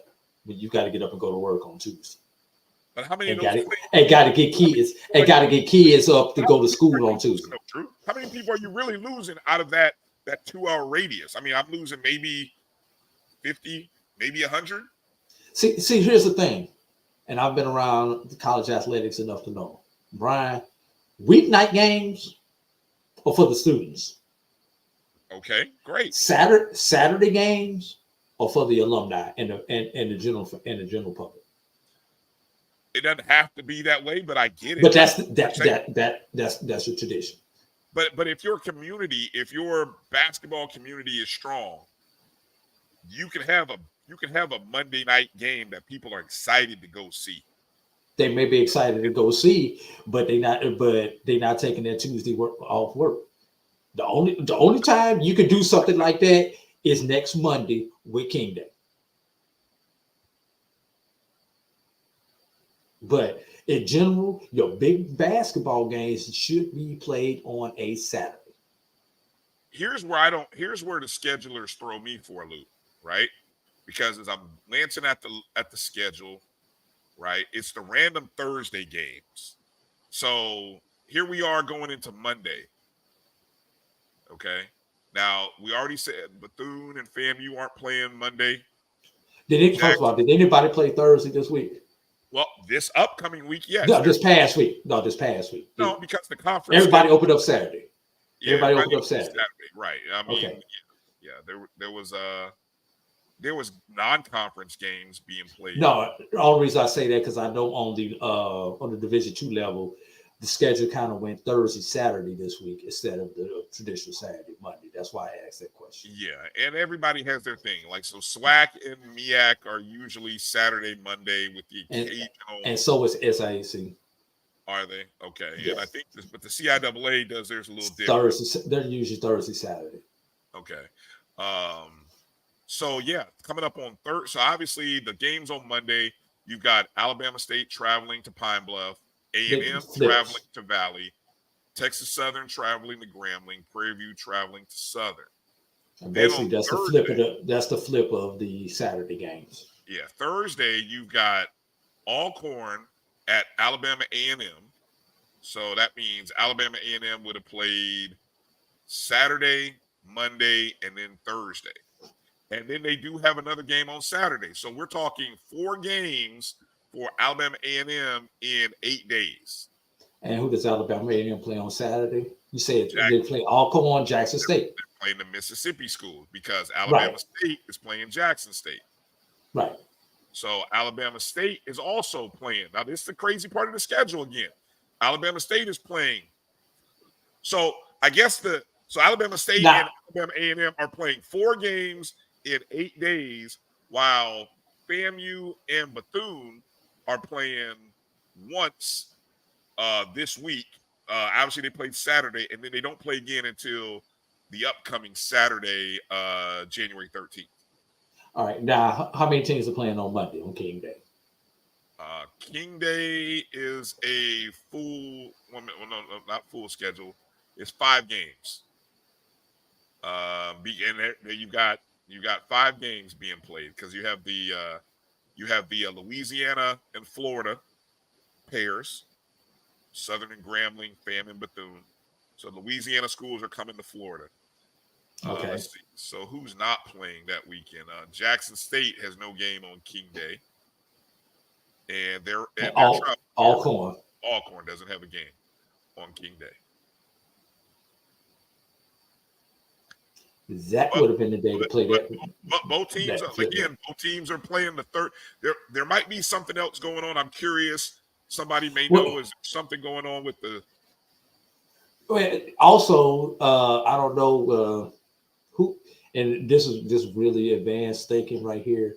I know they've got that HBCU All-Star Classic that they always play in February, and there may be those teams may be. Couple of those teams that are adjusted with their schedule right now. I'm just thinking out loud. I haven't studied the schedule that far. Yeah, you got me there. I want to give a shout out to a couple of guys that had a great performance over the weekend. Obviously, the leading scorer for the weekend. Whoa. What's the matter? Keep going. No, I just saw what Lawrence just said. Jalen Spear led all scorers in the SWAC with 32 points. Deshaun Dyson of Bethune had 30. Colty Young of Jackson State had 26.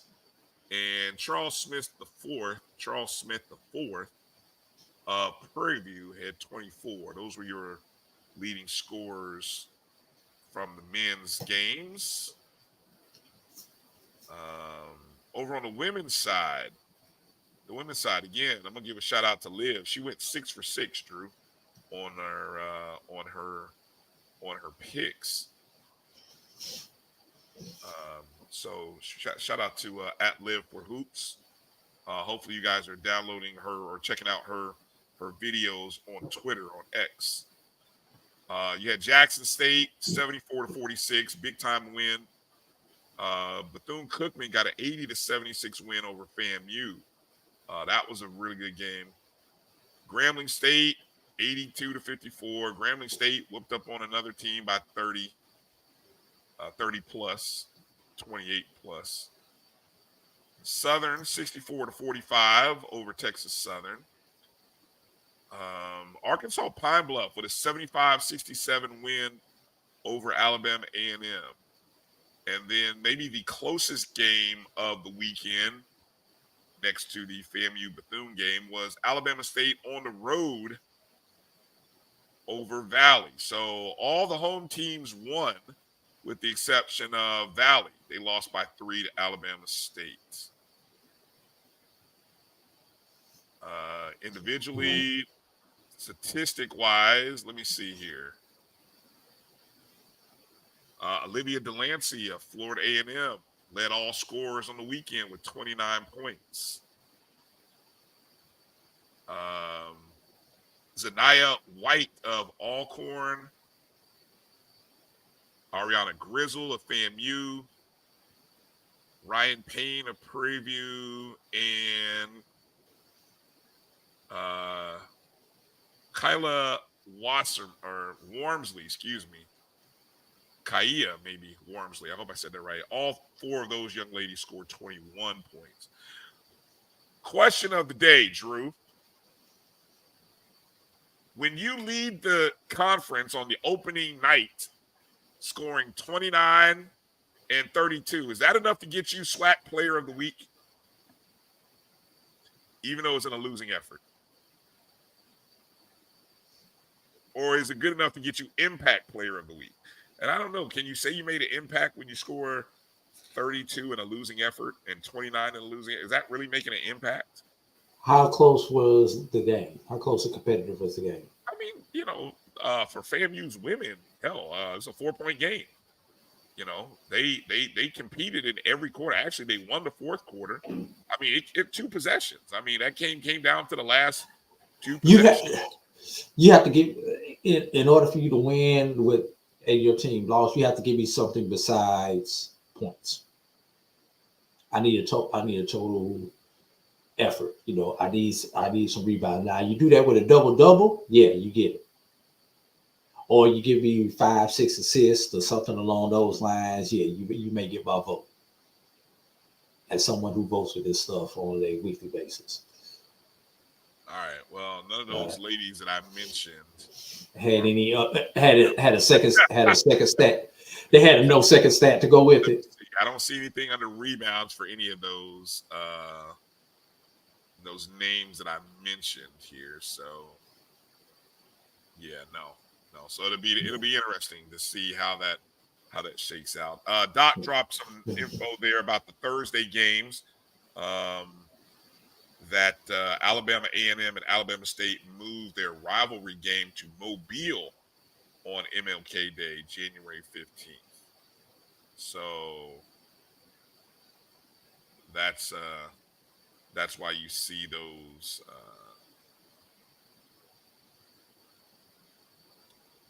That's why you see those Thursday games. Let's switch over to the BAC right quick, Brian. Hold on. I was going to ask real quick. Anybody? I saw on Twitter, and I didn't catch a name. There was a young lady from Jackson State who got injured, and it appeared to be a pretty serious injury. Does anyone in the chat have a name on who that young lady is? I mean, obviously, I was looking. Angel. Oh no. Well, Israel. You said Angel Jackson had a double-double. Israel, who was the young lady from Jackson State who got injured in that game? I think it was from Jackson State. White. Okay. Daphne White. Okay. Daphne White. So, and she is a center. So appreciate you guys jumping in. Yeah. Hopefully I know how knee injuries are the major number one injury that affects female athletes, student athletes, or just athletes, female athletes in general. So I hope, I don't know if that's a season ending thing. It sounded and looked bad from Twitter reports, but so hopefully that young lady is able to recover well from that. All right, Drew. Yeah, let's jump over to the MEAC. To the MEAC. All right. Quickly going down the MEAC scores on the men's side. Central defeated Howard 73-54. Maryland Eastern Shore squeaked by Morgan State 75-74. Tight one there in Dover, Delaware, as Delaware State defeated Coppin State 55-53. And Norfolk State defeated South Carolina State 79-72. And on tomorrow, obviously teams will flip. Travel partners will flip tomorrow. Howard takes on South Carolina State. Norfolk State takes on Central. Let me use it. Howard travels to South Carolina State. Norfolk State travels to Central. Delaware State travels to Morgan. And Maryland Eastern Shore travels to Coppin State. Over on the women's side. Hold on, let me stop you for a second, because that Howard North Carolina Central game, did that score surprise you as much as it did me? Yes. Yeah. Not the fact that Central won, it was the margin of victory. 20, right?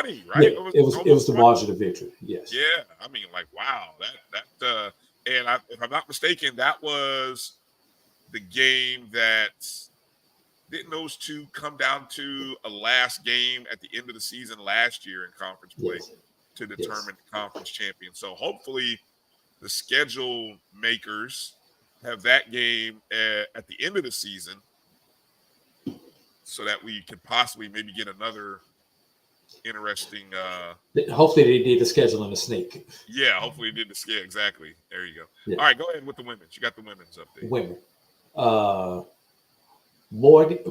Morgan State, Maryland Eastern Shore 40. Morgan State 48, Maryland Eastern Shore 45. That was in Maryland. Coppin State, Delaware State, and Dover. Coppin State won 64-51. Norfolk State defeated South Carolina State 94-33. That was Grambling State-esque. Oh, did I say that? Yeah. Central defeated Howard 79-76. So Central got the sweep on the weekend. And Monday, those games are the same as the men's games that I just announced on Monday. All the men's games, the women's games start at 5:30 Eastern, and all the men's games are scheduled for 7:30 Eastern. What I find interesting about the MEAC schedule, Brian, there are no conference games scheduled the entire King Day weekend. Not Saturday or Monday? No conference games scheduled Saturday or Monday. Women on Tuesday, Central, let's see, North Carolina West End travels to Central on Tuesday. And of course, on Monday, on King Day, you've got Morehouse traveling up to Howard. That's kind of become a tradition now. Yeah, Morehouse travels to Howard. And here's a laugher. Virginia Lynchburg will travel to Norfolk State on King Day. Only other game, I'll take that back. There is one conference game. Maryland Eastern Shore and Howard play on Saturday at 4:00. But the women don't play. So I find that kind of interesting. I don't know when the women are going to play that game, but that's a men's only game on Saturday. All right. I wanted to take a quick peek over to I'm just looking here to make sure I want to give proper respect to our cousins, our HBCU cousins. I do know in conference play, Tennessee State is 1-3 in the Ohio Valley. North Carolina A&T sitting picked up a win to open the conference play season, I should say, by beating Coastal Carolina. Nope, check that. They beat Campbell, and then they lost to Elon on the road, but they had the Camel game at home. So and it looks like the CAA runs a Thursday, Saturday format. Yes. They do play Monday though. North Carolina A&T travels to Hampton on King Day. I'm wondering, so the conference, the MEAC isn't playing conference games, but some schools are playing games on MLK Day, right? Correct. Yeah, interesting. Yeah, I was looking at the conference RPIs again to kind of see where teams are falling at these days. On the women's side, let me do a quick glance and see what the D-Champs brings up a good point what's that? with the CAA. Yeah, their games are separate. They play They don't singles. do double headers. They don't do double Right. headers. They do singles. Yes. Oh, that's interesting. That's a whole different financial undertaking when you're doing that. 2 buses. Well, they take two buses anyway, so it may not be that big. Yeah, I was gonna say because if you take But 2 buses anyway, I mean, for the home games, you have to pay your staff two separate games. Whereas if they're working a double header, you may not pay. It may be more compressed as far as the pay. yeah. A&T's women are 1-1 in conference play. They got a win yesterday, actually today, in overtime against Towson, 62-52. That's after losing to Charleston. So we'll see. We'll see whether the Lady Aggies can stay in the hunt. They were really on the cusp of winning that conference, or at least finishing, at the top. But that's a loaded conference, man. You got, just looking at how many teams are in this field. 9, 10, 11, 12, 13, 14 teams in the CAA. Man. Whew. All right. Quickly, Brian, so we don't disrespect our lower level Division II. I'll quickly go down the SIAC. They did Thursday and Saturday this past week. I'll start off with the Thursday games. Edward Waters defeated Lane 75-71. Morehouse defeated Kentucky State. Kentucky State defeated Morehouse 85-79. Tuskegee defeated Allen 73-70. Clark defeated Central State 69-67. Miles defeated Albany State 72-52. Savannah State, Lemoyne beat Savannah State 85-71. And Benedict, still undefeated, defeated Spring Hill 97-69. That was on the men's side. And on Saturday, on the men's side, Morehouse 78, Central State 53. Clark 77, Kentucky State 71. Benedict 96, Tuskegee 73. Fort Valley 56, Miles 70, Fort Valley 57. And here's a snoozer. Lane 47, Savannah State 41. Not a lot of condominiums being built in that game, I bet you. Spring Hill defeated Allen 80-68, and Edward Waters defeated Lemoyne 95-88. That was on the men's side. Let's flipping over quickly to the women's side in the SIAC. Going back to Thursday, Clark 99, Central State 94. A lot of shots was falling in that game for those two teams. Savannah State 75, Lemoyne 73, Lane 62, Edward Waters 47. Benedict 61, Spring Hill 58, Tuskegee 63, Allen 56, and Miles 64, Albany State 55. Moving on to Saturday, Kentucky State 80, Clark Atlanta 78, Savannah State 62, Lane 53, Miles 61, Fort Valley 51, Tuskegee 73, Benedict 52, Spring Hill 63, Allen 44, Lemoyne 70, Edward Waters 56. Look at coming up on tomorrow. Fort Valley travels to Talladega on the women's side, and Morris travels to Savannah State. And let's see if we got any men's games going on tomorrow. One game tomorrow on the men's side. Oh, excuse me, I'm on the wrong schedule. Just a second. Yeah, that will be a doubleheader with Morris going to Savannah State on tomorrow. All right, and quickly going down to the CIAA, and I'm going to see if you may want to pull up any NAIA scores while I go down to CIAA, Brian. Okay. They did Thursday, Saturday also this week. We'll start off with the men.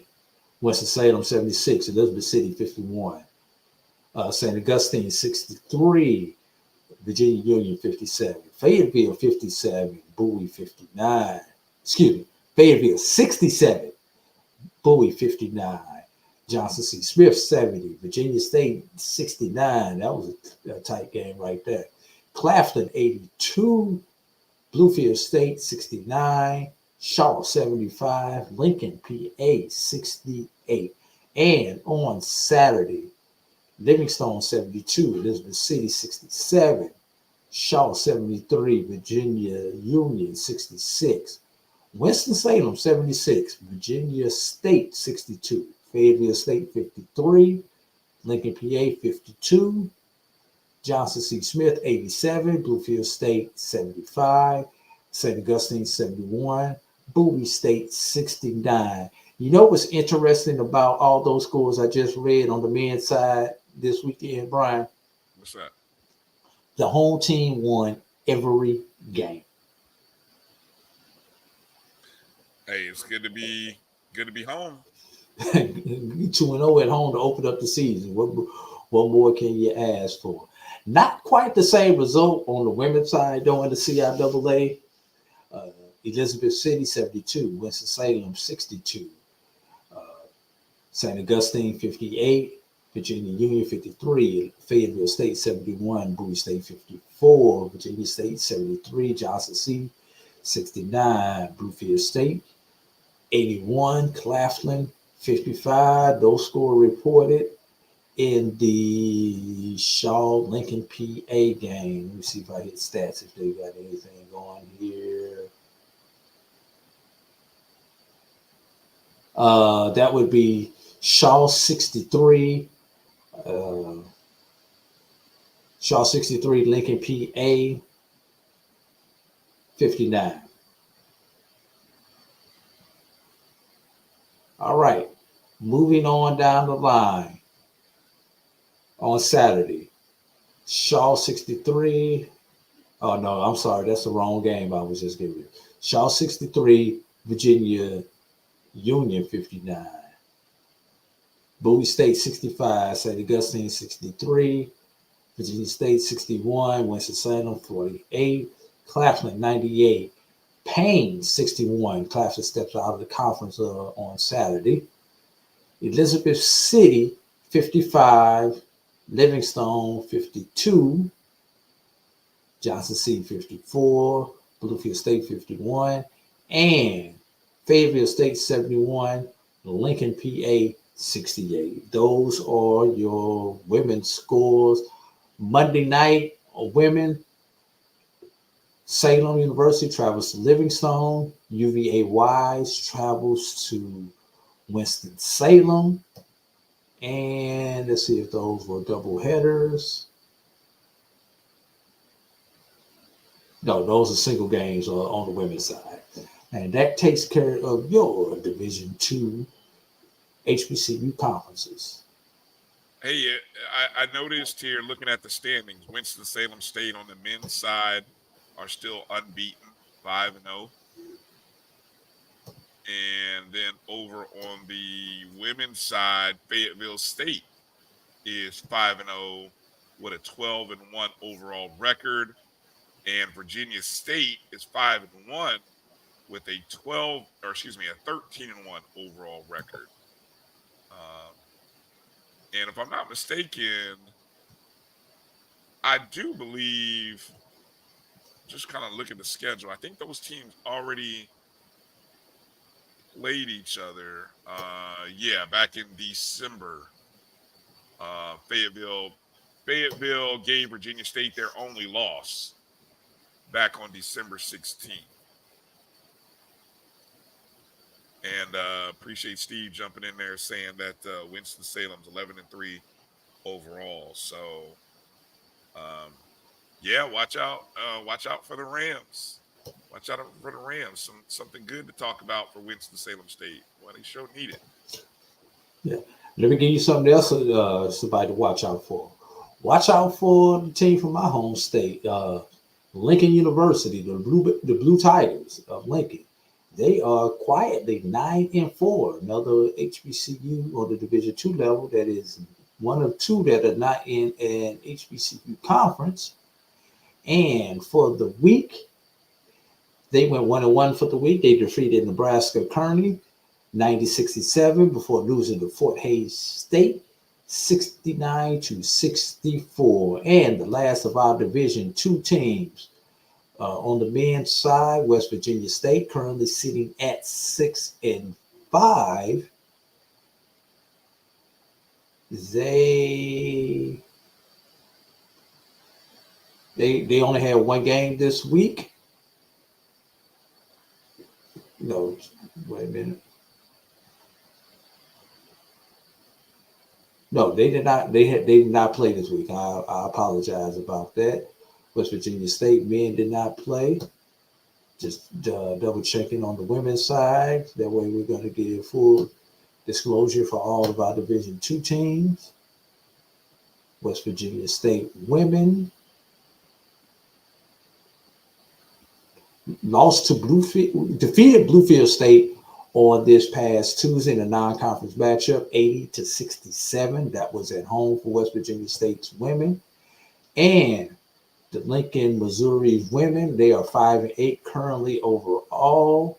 They're 1-6 in conference. And for the week, they took 2 L's for the week, losing to Nebraska Kearney 57-77, and to number 16, Fort Hays State 62-74. And that wraps up Division II, Brian. Okay, quickly, what I found I didn't know we were gonna go this deep into it, so we gotta find a way to better aggregate the scoreboards.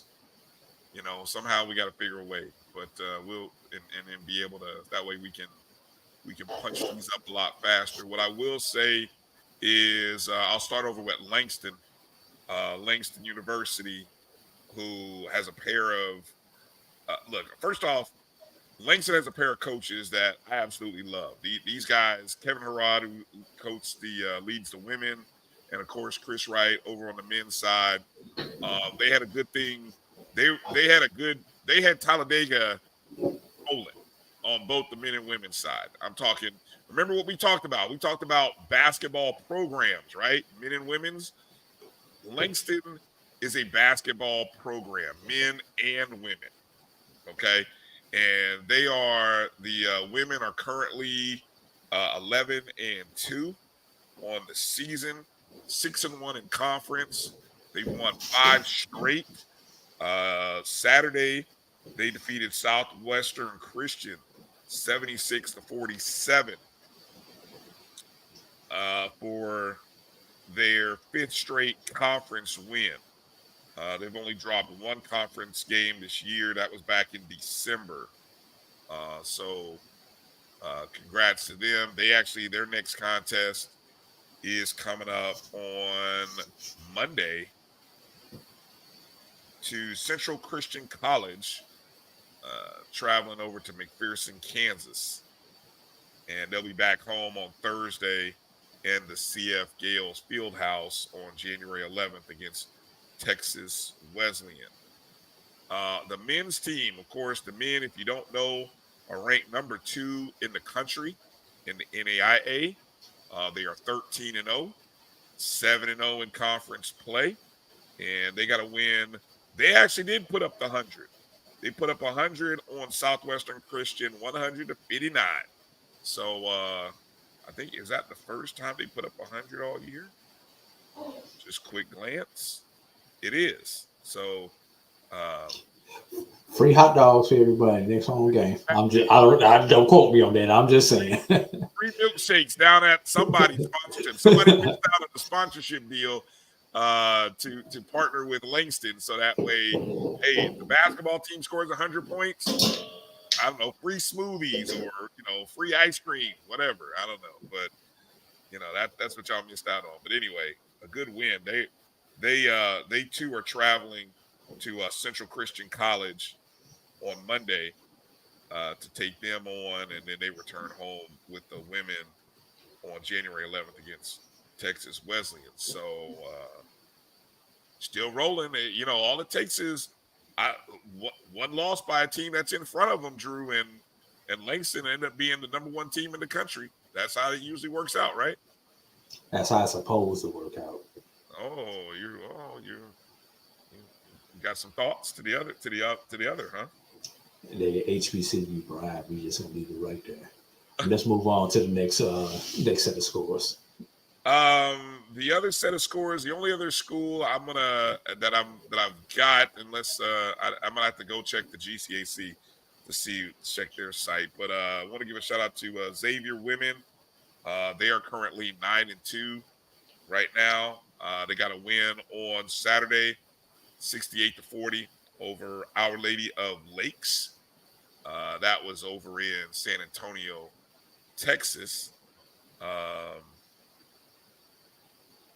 Let's see, for the men, Xavier's men right now are sitting on a record of 9-2 as well, 5-1 in conference play. They've won 3 in a row. They beat Our Lady of Lakes as well, 88-81. So, obviously you have the double headers happening on the men and women's side at the NAIA level, which, hey, it's smart, right? Keep everything close. Let me jump down south to Florida Memorial University. Florida Memorial playing in the Sun Conference. Of course, Xavier plays in the Red River Athletic Conference. Florida Memorial playing in the Sun Conference. The women are currently 8-5. They lost their conference opener on Saturday to Warner University, 66-63. And of course, this Florida Memorial team handed Xavier women one of their 2 losses on the year at the end of 2023. So Florida Memorial is starting off the season, unfortunately, with a conference loss. But I have a lot of faith that they will find themselves back in the hunt for another title, actually defending Sun Conference champions. So we'll see how that goes. The men suffered just their second loss of the season. They are now 12-2 overall, 0-1 in conference, as they too lost to Warner University 73-68. So not a happy start to the conference season for Florida Memorial, but good program. They will recover. Let's see what I can find. Can I find anything on the GCAC, Drew? I don't know. I was looking the other day and I didn't see. Yeah, they haven't. Yeah, I'm gonna have to call Danny about that and see if they haven't updated their stuff yet. All right. Well. Yeah, see if Danny need a consultant. Yeah. Well. All right.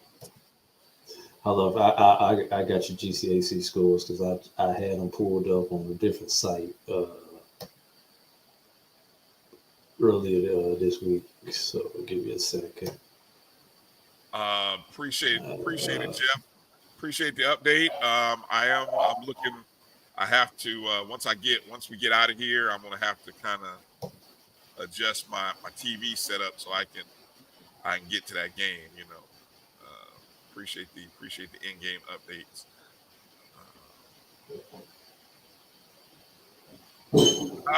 Got EA jumps in. I'm gonna come back to your question, EA. I know it's football, FAMU related. I'll come back to it in a moment. What do you got, Drew? Come on. We're already over our 2 All hour. right. You told me we weren't gonna be here all day. You lied to I me. know. What I will do, since in order to save time, since it would be cumbersome for me to go through and give you all of these scores, I will just give you the team standings in the GCAC. We'll start off on the men's side. Tougaloo overall 11-5, 5-1 in conference. Philander Smith 8-5, 4-1 in conference. Dillard 7-7, 3-2 in conference. Wiley 7-8, 3-2 in conference. Fisk 5-11, 2-3 in conference. Rust 5-8, 2-3 in conference. Oakwood 1-13, 1-2 in conference. Suno 1-17, 1-4 in conference. And UVI 0-6, 0-3 in conference. We'll switch over to the women's side in just a second. While you're looking at that, what I want to know from everybody, how do you consume your basketball content? How do you consume the information related to basketball? Do you prefer to have, like a one-stop shop or a one site that has all your scores, ESPN-esque? Do you prefer conference breakdown? Do you prefer 3 different levels? Because we do have 3 levels. You got the NAIA, you got Division II, and you got Division I. There's so many different ways that this information can be aggregated. So I'm kind of curious. And then you got genders on both sides of those. Well, yes. So that's what. So you got whatever. So take it times 2 because you have men and women. I'm curious to hear where people are. What would be best for you? Like if you wanted to follow more basketball this season, how do you want that information presented to you? Hit us up. Send us a message on our Twitter X handles. You can find me at DRB365. There's Drew at BCSN Drew. You can always drop something via email to us. Email at MyJBN info at MyJBN.com. What was I saying? What did I say? Email at MyJBN? No. Info at MyJBN.com. Or you can hit me up. My whole name, Bryan Fulford at MyJBN.com. Doc says he likes to consume his information by conference. Okay. That's good. And my women's page is not being responsive right now. That's an option as well. Adding every. Oh, okay. You're just kidding, Colin. I was like, you could do that. Karen says by conference standings. Yeah. That's good to know. Good to know. Did you find what you were looking for, Drew? It's coming. I've got to go to my backup site now. That's all right. It must not be. Don't worry about it. You're doing too much. Don't worry about it. It's all good. It's all good.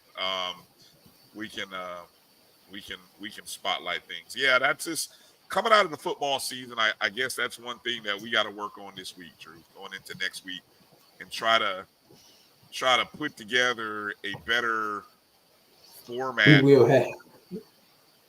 And again, we will have the rankings next week. Scores. I would rather run. If anything, Drew, I'd rather run scores on the ticker at the bottom. I mean, I don't think people come to hear us read their scores. I mean, I'd rather give you a link and tell you that, hey, go look the scores up from here. Um, or here's the scroll. You see the scores running on the scroll. That could be running during the show. I just, I think we just, I'm looking in 2024. How can we work smarter, not harder? And I All felt right, like I got it now. that exercise that we just did was hard. Yeah, especially when you had no idea that you were gonna wind up doing it. Right, right. All See, right, GCAC scoreboard. I am on the women's side. Yeah, women's basketball schedule. Just making sure. I'm scrolling. God, just be more careful. All right, here we go. This weekend, going back to Thursday. On the women's side, Fisk defeated UVI 86-50. Russ defeated Wiley 79-47. Philander Smith defeated Tougaloo 87-64. Saturday, Dillard defeated Talladega 80-74. Russ defeated Philander Smith. Philander Smith defeated Russ 77-68. That's a little bit of an upset. Wiley defeated Tougaloo 90-81. And Oakwood defeated UVI 61-37.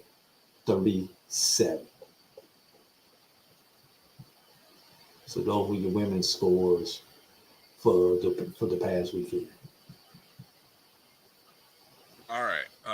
Are you do the men? Are you gonna do the men or Want to break the scores down just because I went through the standards already. So no? You can leave it at that. okay. Yeah.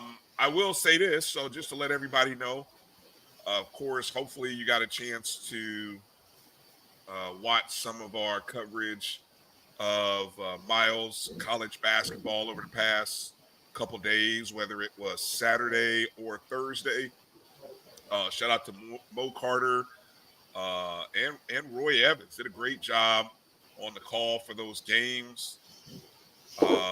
This upcoming week on the Black College Sports Network, tomorrow night, we have Savannah State, men and women, hosting Morris College at Tiger Arena. The women start at 5:30. The men follow them at 7:30. And you can watch that game, mybcsn.net/watch, or you can just go to mybcsn.net and the game will be airing right there on our site. So Savannah State basketball, part of the SIC right here on the Black College Sports Network. And then on Saturday, we've got two games. Really, technically 3 games, but 2 schools. We've got Morehouse hosting Allen University at 2 p.m. on Saturday, the 13th. And then at 3 p.m., we have a doubleheader, men and women at Miles College. They are hosting Lane College. So I believe that is a 3 p.m. Eastern tip for the women, with the men following. And then again on Saturday, 2 p.m. So 2 different streams that you can watch. mybcsn.net/watch. Make sure you're following the Black College Sports Network on Facebook, Twitter, Instagram, and also on YouTube. And you'll get a chance to watch those games live. That's another uncomfortable conversation that we're going to have, Drew, about where we go to watch basketball games. Because,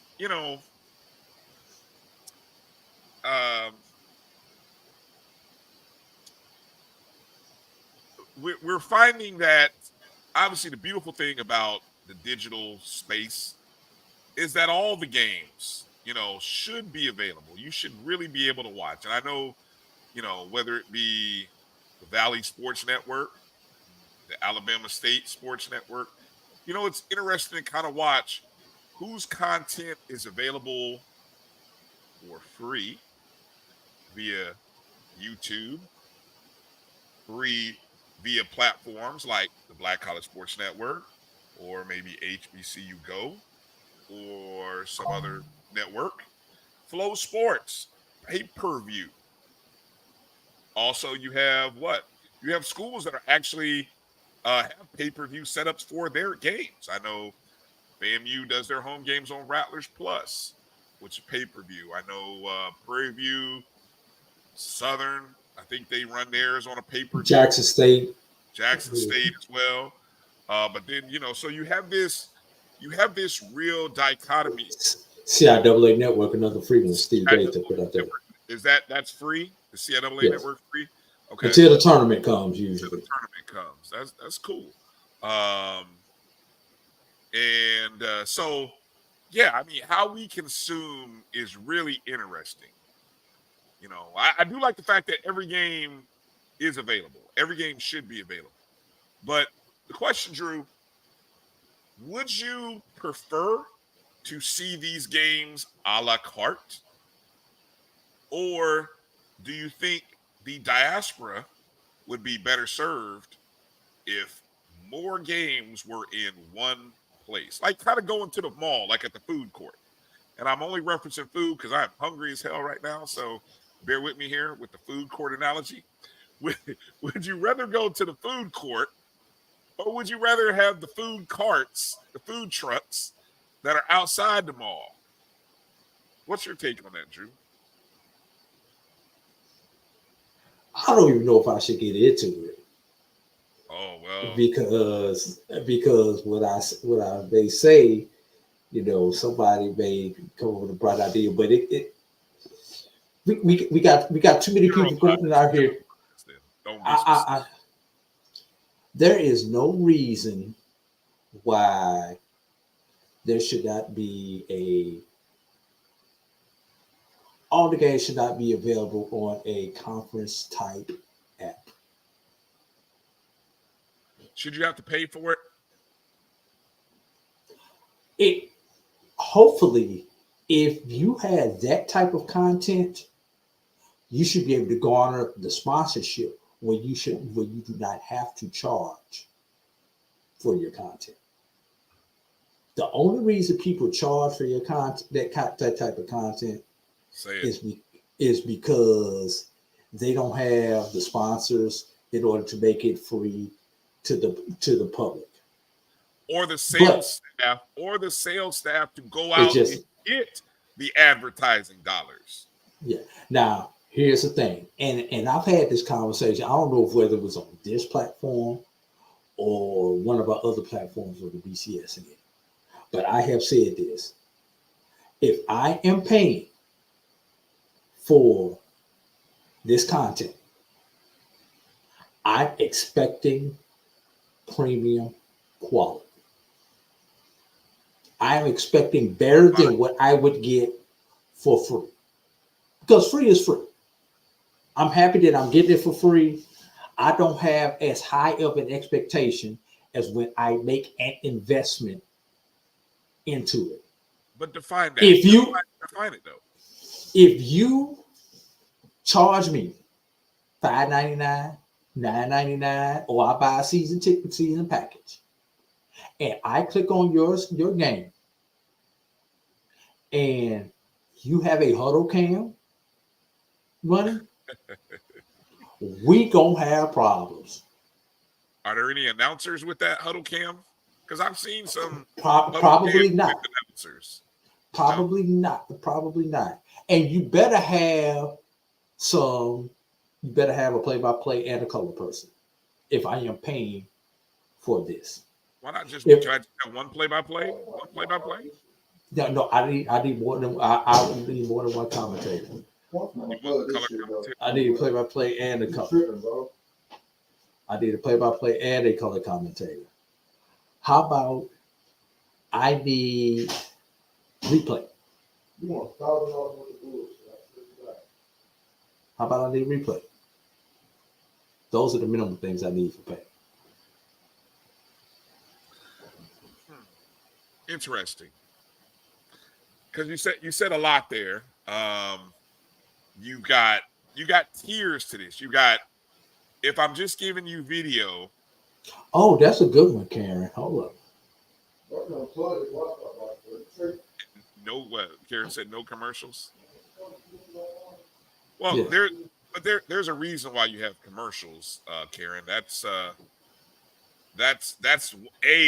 to give sometimes to give the announcers a little break, but also if there's no commercials and obviously if the announcers mute their mics, what are you staring at? The court. I mean, you usually can't play the audio from the or the band or whoever's in attendance. So you got to show you something. Remember, it's a visual stream, so it's a visual medium. I got to show you something. So yeah, I'm going to show you a commercial, or maybe a promo. Let's continue this time. How about a graphic? I'll show you a dead solid graphic. Oh, I better have a real scoreboard on there too.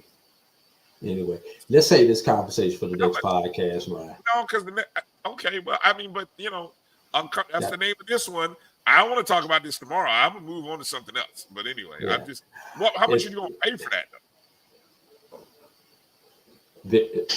$5.99.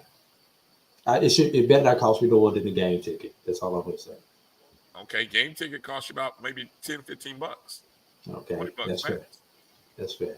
So you pay $5.99 for a game. Yeah. Let's pick up this show and get out of here. See, you're a special one, Drew. Drew said, how much will he pay? Drew said $5.99. Just in case y'all wondered. $5.99.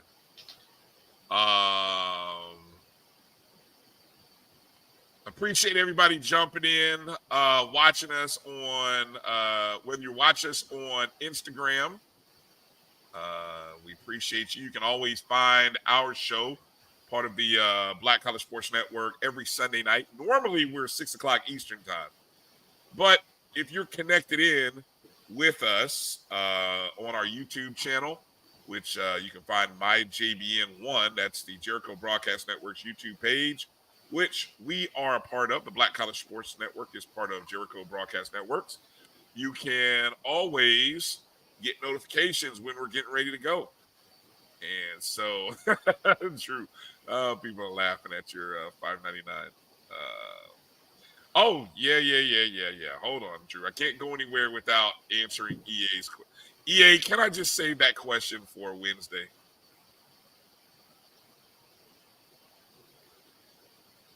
All right, real quick. Do I think our AD, FAMU's AD, needs to release a press statement refuting reports on her statements to Coach Simmons' rep, stating he hadn't done anything to deserve a raise? I will say this as I get ready to close, EA. It will not benefit or serve her to make any comment. Do I think the question should be asked? Sure. But there's nothing that she's going to say that's going to give you an answer, because she's going to say that any conversation I have with my employees or an employee of the university is a private conversation. Secondly, no comment. She's not going to comment on it. I mean, Coach Simmons is no longer a coach, so why would she talk about any body that's not associated with Florida A&M right now? So, and you can go and if someone wanted to go talk to the lawyer or the representatives, you could, but then they risk doing damage on their end by making any statement other than I can't comment on anything. So you got two issues, Brian. You got PR and you got HR. And the P and the H will make the sound if you mess it up, as in F you. It will F you up. Oh, that's cute. But yeah, no, I like that. But yeah, no, there's no statement that can be made. It's a lose-lose. I mean, people are gonna think what they're gonna think, and you just let them think what they're gonna think. Now nobody has any audio. The only thing that trumps that is in all these situations, any kind of situation, it's always he said, she said until what happens, Drew? Till somebody pulls out the tape. Somebody pulls out some audio or video or something in writing. Now it's a new game. But please note, in the state of Florida, recording conversations without the consent of the other person, I believe, is if not a criminal offense of some sort, it's against the law. Put it like that.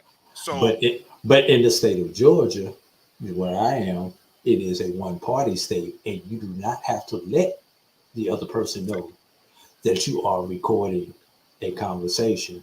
But right. If they ask, you have to provide them with a copy of it, a la C4 in the situation that he found himself in. Yeah. So any type of So know your state law. Yeah. So that's another thing. Know your state law. So anyway, that's again, put it like this: chalk that up to barbershop talk, and that's really all you can really say about it. I mean, really, barbershop talk. I mean, there's a lot of stuff we talk about in the barbershop that we can't necessarily run around. Now, I will say, EAC, I probably should have checked out when Drew told me. I should have closed the show when he told me, because now I'm gonna mention something that's gonna get me in trouble, and I know I do this. Well, don't report from the street committee, Ryan. That's all I'm gonna tell you before you get it's into not it. from the street committee, but what I will. How do I want to say this? I'm trying. You're like, don't do it. You're like, don't do it. Don't do it. The PR game is interesting. And all I will say is pay attention to who is reporting what about whom. Pay attention to it. Because at the end of the day, we're talking, there's a PR game that's being played. And so on both sides. And so that's you talk about what could, if that rumor continues to hang out there, the response may come in the form of something else. Okay. So that's all I'll say. Yes, Karen, thank you. Thank you for telling me to wrap it up. Thank you, Karen. I appreciate you, because I'm gonna get out before I get in trouble. It's too late in the evening. So that's all I'll say about that. Thank you for the opportunity, EA. Thank you to everybody for watching on IG. Thank you everybody watching on Twitter. Thank you everybody on Facebook and YouTube. We really appreciate you in 2023. We appreciate you in 2024. We're looking to do some creative things this year. We're always looking to improve. So feel free to hit us up personally on X. You can always find me. There's my handle that's scrolling down there at the bottom. You see Drew's. You can always email us. You can, let us know what you think and what kind of things we can do to improve. We'll hopefully have some guests on next week. And so you won't just be listening to me and Drew having uncomfortable conversations in the new year. That's going to do it for tonight's show. Who do you got winning tomorrow night's championship, Drew? Michigan or Washington? Big Ten versus Pac-12. Big Blue.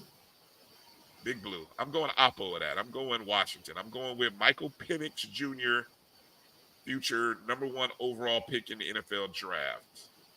Should have been the Heisman winner this year, but he got Maize and blue. Going with the maize and blue. All right. Well, there it is. So, you guys, if you're watching the national championship tomorrow, enjoy it. Hopefully, when this ends, the Bills can get back to winning games and winning me some money. That's the theme of 2024. Money. MONEY. Get rich or die trying. Live for hoops or die lonely. There you go. All right, guys, we're out of here. Thanks for a good night. Travel light, everybody. Thanks for watching. Peace out. Have a great week. Be safe.